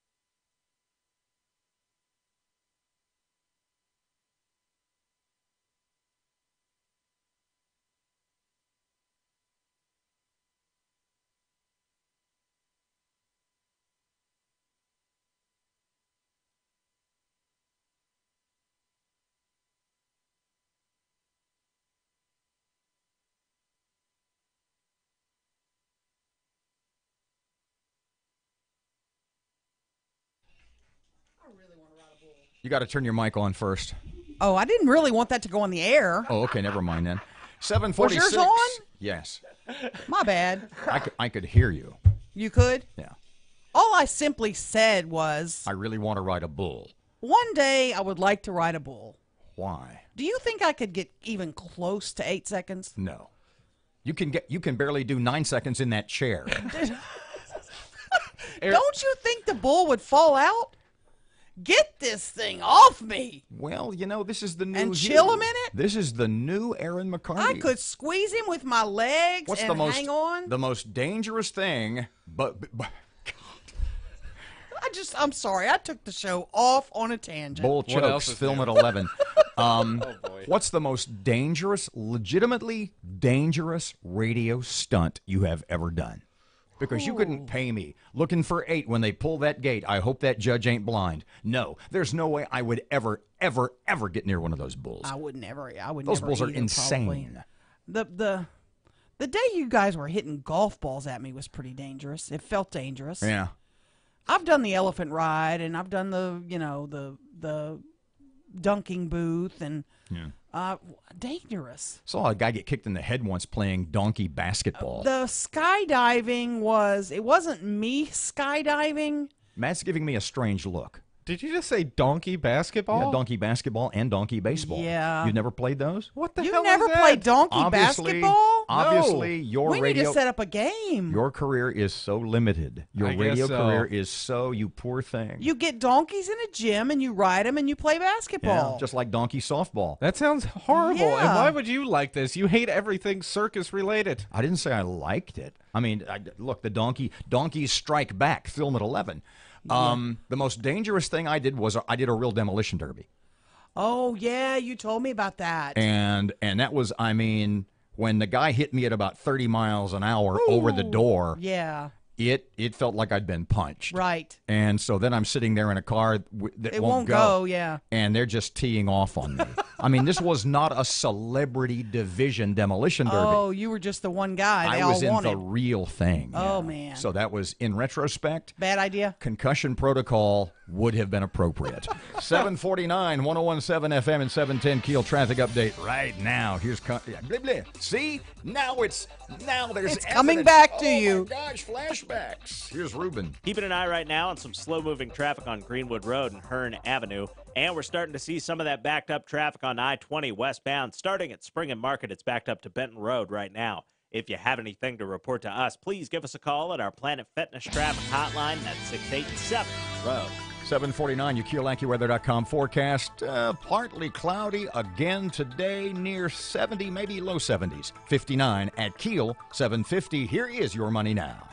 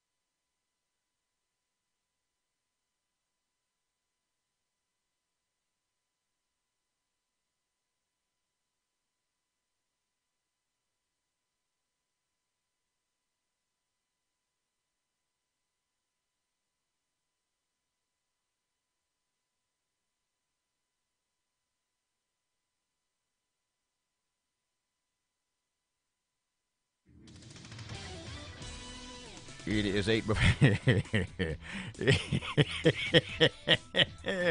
Oh, gosh, those poor donkeys. It is 8 away from 8 o'clock. Keel Sports. Good morning from the sports desk of 1130 The Tiger. This is Tim Fletcher. Airlines boys cross-country team finished second in the LHSAA 5A state cross-country meet in Natchitoches on Tuesday, the highest finish in school history. Will Dart led the Vikings with a fourth-place finish. He was joined in the top 10 by teammates Tajon Morris, who finished fifth, and Joshua Burns, who came in eighth place. Benton's boys finished fifth in the 4A meet. In NBA last night, San Antonio knocked off the Mavericks in Dallas 97-91. Dallas native LaMarcus Aldridge led the Spurs with 32 points, a season high. And rookie Dennis Smith led the Mavericks with a career-best 27 points. By the way, that's the 500th road win for Spurs head coach Greg Popovich, the fastest to reach 500 wins on the road in NBA history. Only took him 835 games. And the college football playoff rankings are out. Alabama comes in at number 1 this week, moving up from second. Clemson moves up 2 spots from 4th to 2nd. Miami, with their big win over Notre Dame, remains undefeated, and they move from 7th to 3rd. And Oklahoma pops up 1 spot to 4th place. Rounding out the top 10, it's Wisconsin, Auburn, Georgia, Notre Dame, Ohio State, and Penn State. LSU moved up 4 spots from 24th to 20th. From the sports desk of 1130 The Tiger, this is Tim Fletcher.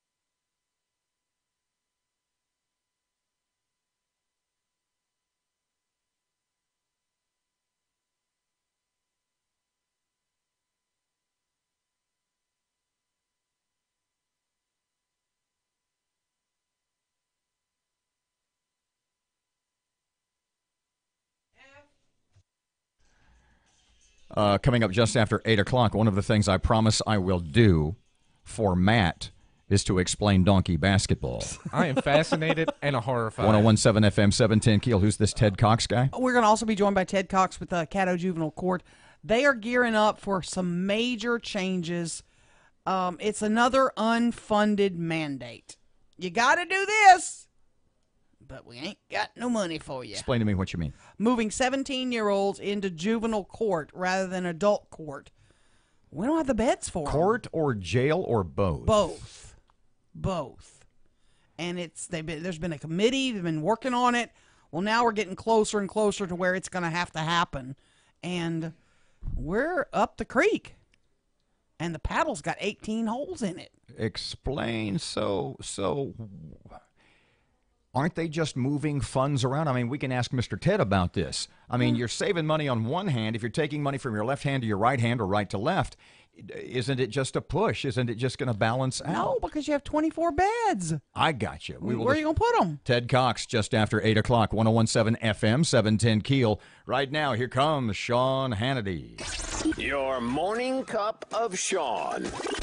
This is the Sean Hannity Morning Minute. All right, some good news finally to report today. According to Fox News, President Trump's intervention led to the release of 3 UCLA basketball players after they were accused of stealing designer sunglasses from a store next to their hotel in China. Now, wading through the legal process, that could have left the players stuck in China for months. Now, fortunately, President Trump, he just called the Chinese president directly. He said, I had a great conversation with the president, and he said to reporters he was terrific. They're working it out right now. Is the mainstream media ever going to cover that story that the president literally deserves credit for? Now, could you imagine the media love fest if Obama negotiated their release? Oh, my gosh, he'd get another Nobel Peace Prize. The conservative underground meets later today on the Sean Hannity Show.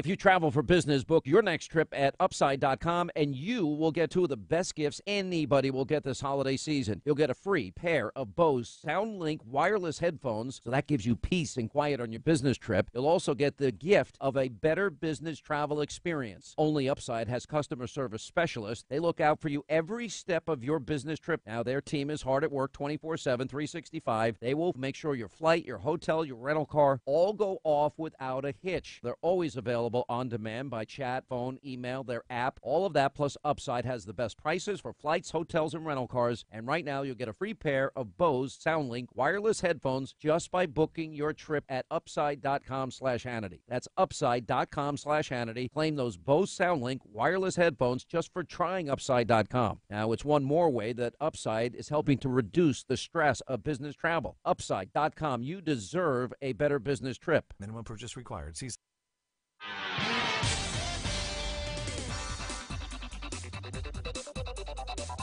Still looking at some heavy backed up traffic on I-20 westbound. Starting at Spring and Market, it's backed up past Airline Drive right now. And we have some traffic delays on Texas Street in downtown Shreveport. If you know something we don't, accidents, hazards, or closures, give us a call at our Planet Fitness traffic hotline. That's 687-ROAD. Your AccuWeather.com forecast. Warm today, clouds, some sun at a high of 75. Mostly cloudy and mild, low 57 tonight. Rather cloudy, high 71 tomorrow. With your AccuWeather.com forecast, I'm meteorologist Heather Zaire. Breaking news and trending talk. This is one.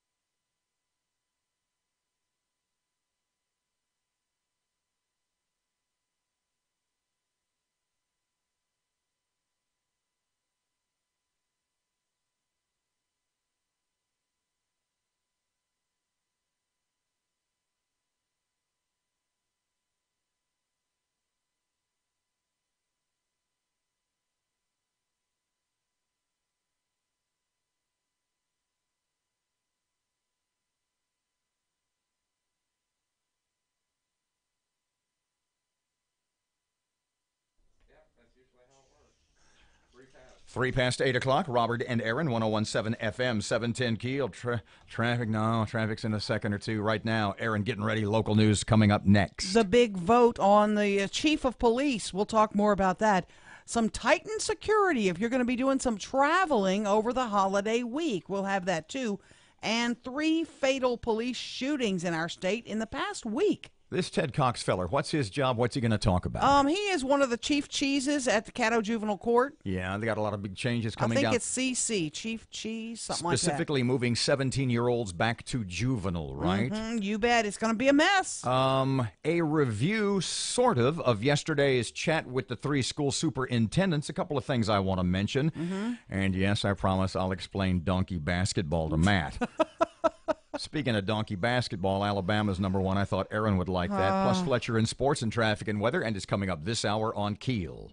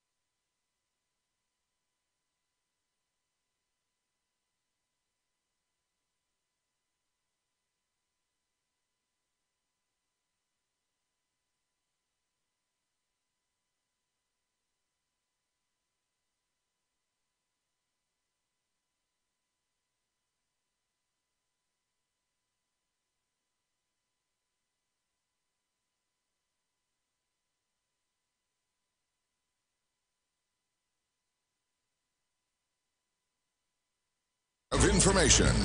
KEEL News now. The Shreveport Council votes down a measure calling for a no-confidence vote on Police Chief Alan Crump.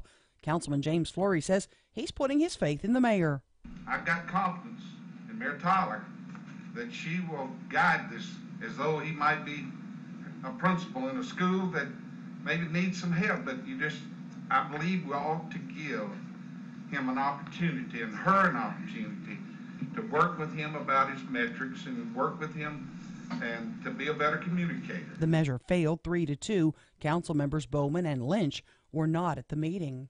Now, the panel did get an earful about the airport budget from retired Air Force Major General James Graves. It may not come through your general funds, ladies and gentlemen, but every penny comes from your citizens, constituents, customers, and taxpayers, and we're tired of paying for it. This must stop now. The general told the panel some parts of the airport budget have doubled. The Caddo Juvenile Detention Center preparing for an increased population due to a new law that will send 17-year-old nonviolent offenders back into the juvenile justice system. The new law goes into effect in July of 2018. Clay Walker, the director of juvenile services in Caddo, is concerned about how they're going to handle the additional people. The gunman behind a rampage in Northern California was out on bail after being charged with stabbing a neighbor. Neighbors also said they repeatedly reported to police that he'd been firing off hundreds of rounds. Yet Kevin Neal was free and able to use a semi-automatic rifle and 2 handguns to shoot 14 people, killing 4 of them. Employees at top gain schools to get bonuses. Matt Parker has that. The Caddo Parish School Board has voted to give employees at Caddo Middle Magnet, North Caddo High, Stoner Hill Elementary, and Southern Hills Elementary over $380,000 in bonuses. Not only will teachers at the schools get a bonus check, but so will support staff, including cafeteria staff, custodians, and others. Caddo Schools spokeswoman Mary Nashwood says it's important to reward everyone who has such a significant positive impact on children.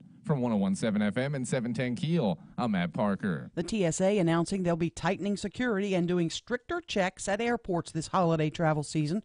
Passengers will be required to remove any electronic device larger than a cell phone from their luggage to be examined. Also new this year, the TSA will not allow any toys or items that resemble or could be used as a weapon, even if packed in checked luggage. Some of the banned items on the list include toy guns, exercise weights, and tools. Quandarius Williams arrested for allegedly burglarizing Tubbs Hardware in Benton back in August. According to the sheriff, Williams broke into the business, stealing $48,000 worth of lawn equipment. The newest numbers from the Cost of Living Index for the third quarter of this year rank Monroe and Shreveport in the top for the most affordable cities to live in the Bayou State. The president of the North Louisiana Economic Partnership, Scott Martinez, says the consumer's dollars goes farther in our markets. Housing and utilities continue to be lower than the national average and most of the time the statewide average in Louisiana, as well as the country, because Louisiana is a low cost of living when you compare it to the other states. Scientists for the first time have tried gene editing inside the body in a bold attempt to permanently change a person's DNA to try to cure a disease. The experiment was done this week in Oakland, California, on a 44-year-old man with an inherited metabolic disorder. Signs of whether it's working could come in a month. I'm Erin McCarty on 1017 FM and 710 Keel.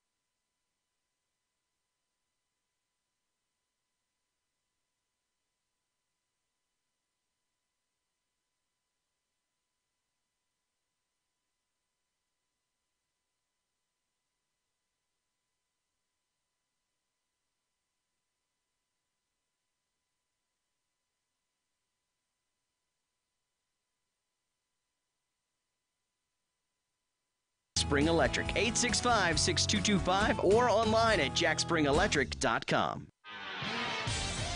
It is 11 past 8 o'clock. Keel traffic. Ruben's here. The intersection at Lyon Avenue and Piermont Road's dealing with some slow-moving traffic right now. And we're looking at some heavy backed-up traffic on Benton Road southbound. Starting at I-220, it's backed up to Wimple Road. If you have anything to report to us, please give us a call at our Planet Fitness traffic hotline. That's 687-ROAD. Your AccuWeather.com forecast. Clouds, some sun, and warm today. High 75. Mostly cloudy and mild. Low 57 tonight. Clouds, high 71 tomorrow. With your AccuWeather.com forecast, I'm meteorologist Heather Zaire.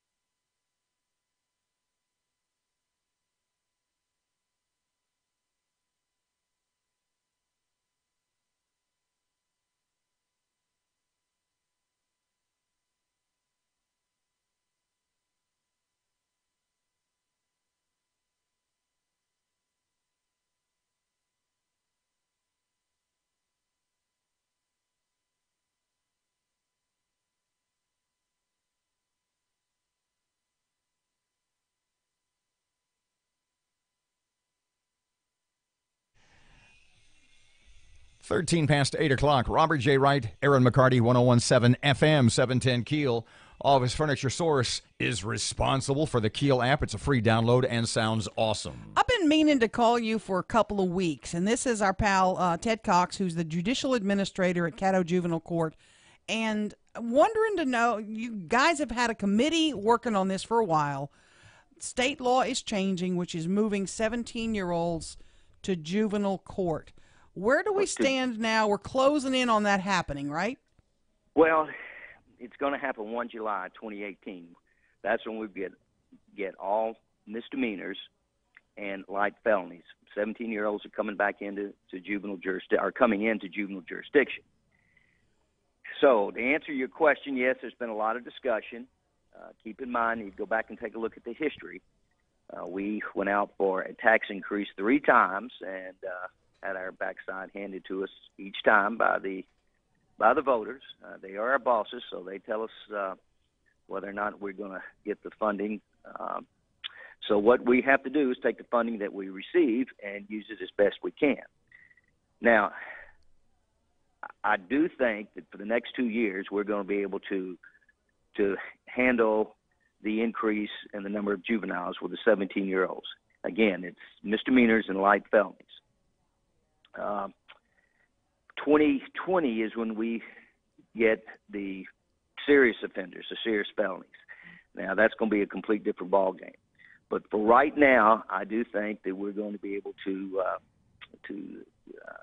handle the situation and make sure that the kids receive the rehabilitation that they need, the programs that we have, the diversion programs, the programs placing them on probation. You know, I often tell people, they say, what do you do for a living? And I somewhat say tongue-in-cheek, but I'm very serious. We're in the business of raising kids. But you need to ask me some questions. I could go on and on. Yeah, we got some. Mr. Ted, pardon me, and maybe I'm reading between the lines, but I just don't hear a lot of ebullience or optimism in your voice.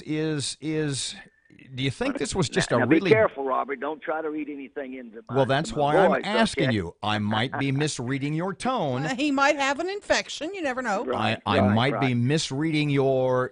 Actually, I worked out real hard this morning. I'm out of breath. Okay. Well, let me just ask you bluntly. You sound a little negative about this, Ted. Am I wrong? Is this a brilliant idea? I'm not negative. What we've got to do is we've got to take the resources that we have and do the very, very best job that we can. Now, the juvenile court, the judges in the juvenile court, we no longer control probation and detention. We created a Department of Juvenile Services, and that's run by Clay Walker, and the Caddo Parish Commission comes under the Caddo Parish Commission, and Clay and his probation officers and detention workers have done an excellent job, and I'm not just blowing smoke. I'm being very sincere. Excuse me a second, Ted. I think we're in a better situation than a lot of other jurisdictions. Pardon me just a second, but back to the original question.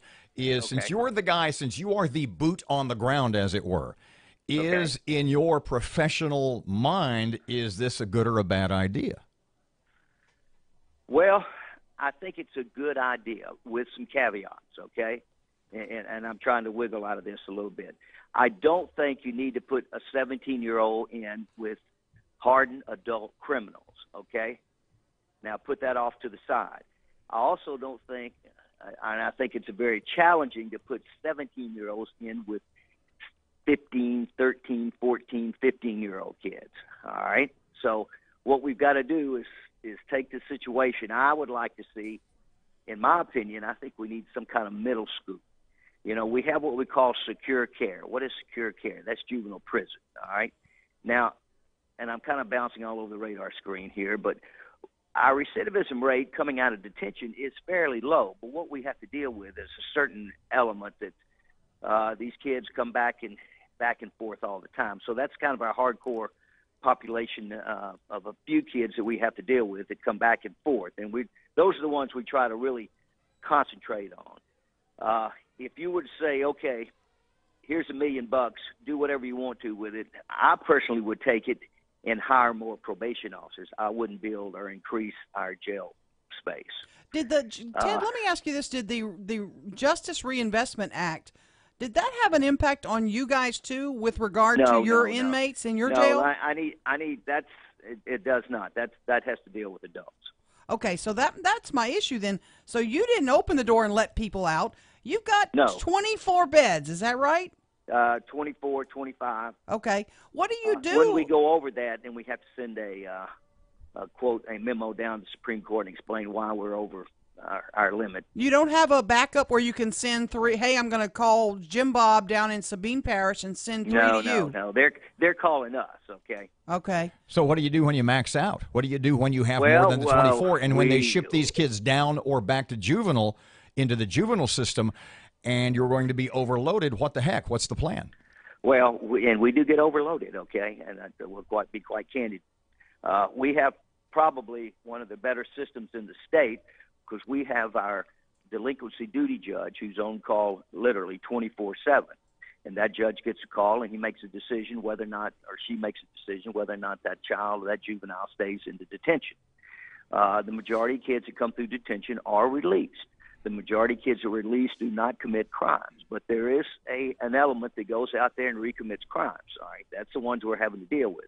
But going back to your original question, are we going to be able to handle the 17-year-olds when they hit the system in 1 July? Yes, because I think we are dealing with misdemeanor crimes and light felonies. So, but will this mean? We're talking to Ted Cox. Will this mean to the average Joe listening? Will this mean that some people who should be locked up won't be? Well, again, and I know I'm kind of squirming here. That's a loaded question. Some juveniles that we think should be released. There's probably some people in the general public and maybe even law enforcement officers say no, keep the kid locked up. One thing we do know for sure: the longer you keep a kid locked up, the better criminal he becomes, and his chances of going into the adult system increase drastically.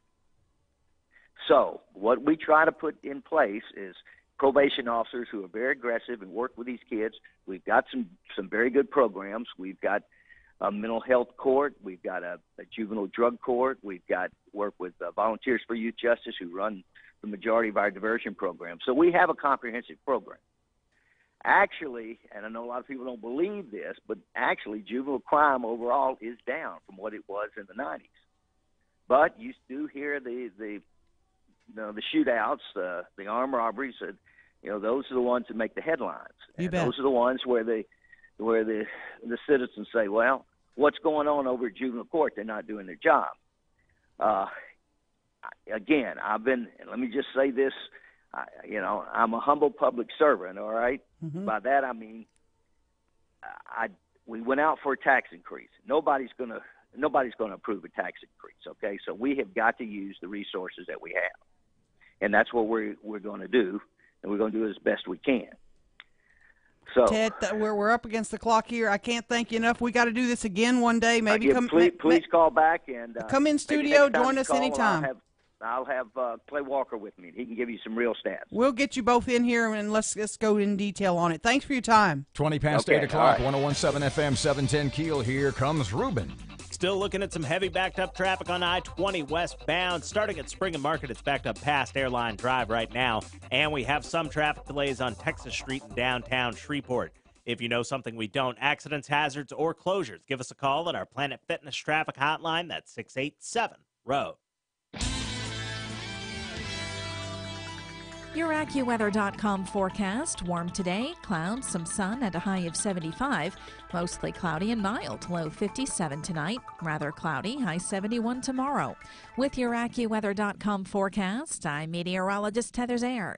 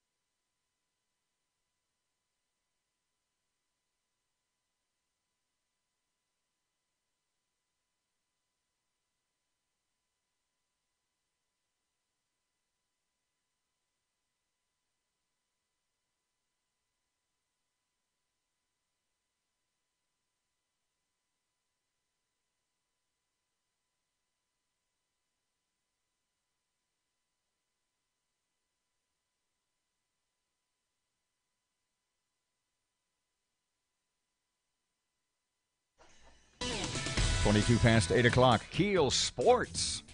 Good morning from the sports desk of 1130 The Tiger. This is Tim Fletcher. Airlines boys cross country team finished second in the LHSAA 5A state cross country meet in Natchitoches on Tuesday, the highest finish in school history. Will Dart led the Vikings with a fourth-place finish. He was joined in the top 10 by teammates Tajon Morris, who finished fifth, and Joshua Burns, who came in eighth place. Benton's boys finished fifth in the 4A meet. In NBA last night, San Antonio knocked off the Mavericks in Dallas 97-91. Dallas native LaMarcus Aldridge led the Spurs with 32 points, a season high.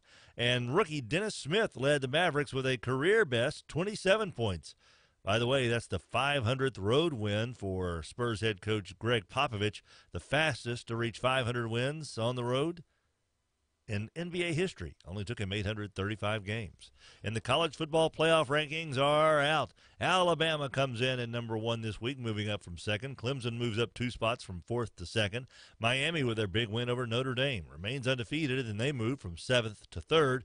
And Oklahoma pops up 1 spot to fourth place. Rounding out the top 10, it's Wisconsin, Auburn, Georgia, Notre Dame, Ohio State, and Penn State. LSU moved up 4 spots from 24th to 20th. From the sports desk of 1130 The Tiger, this is Tim Fletcher.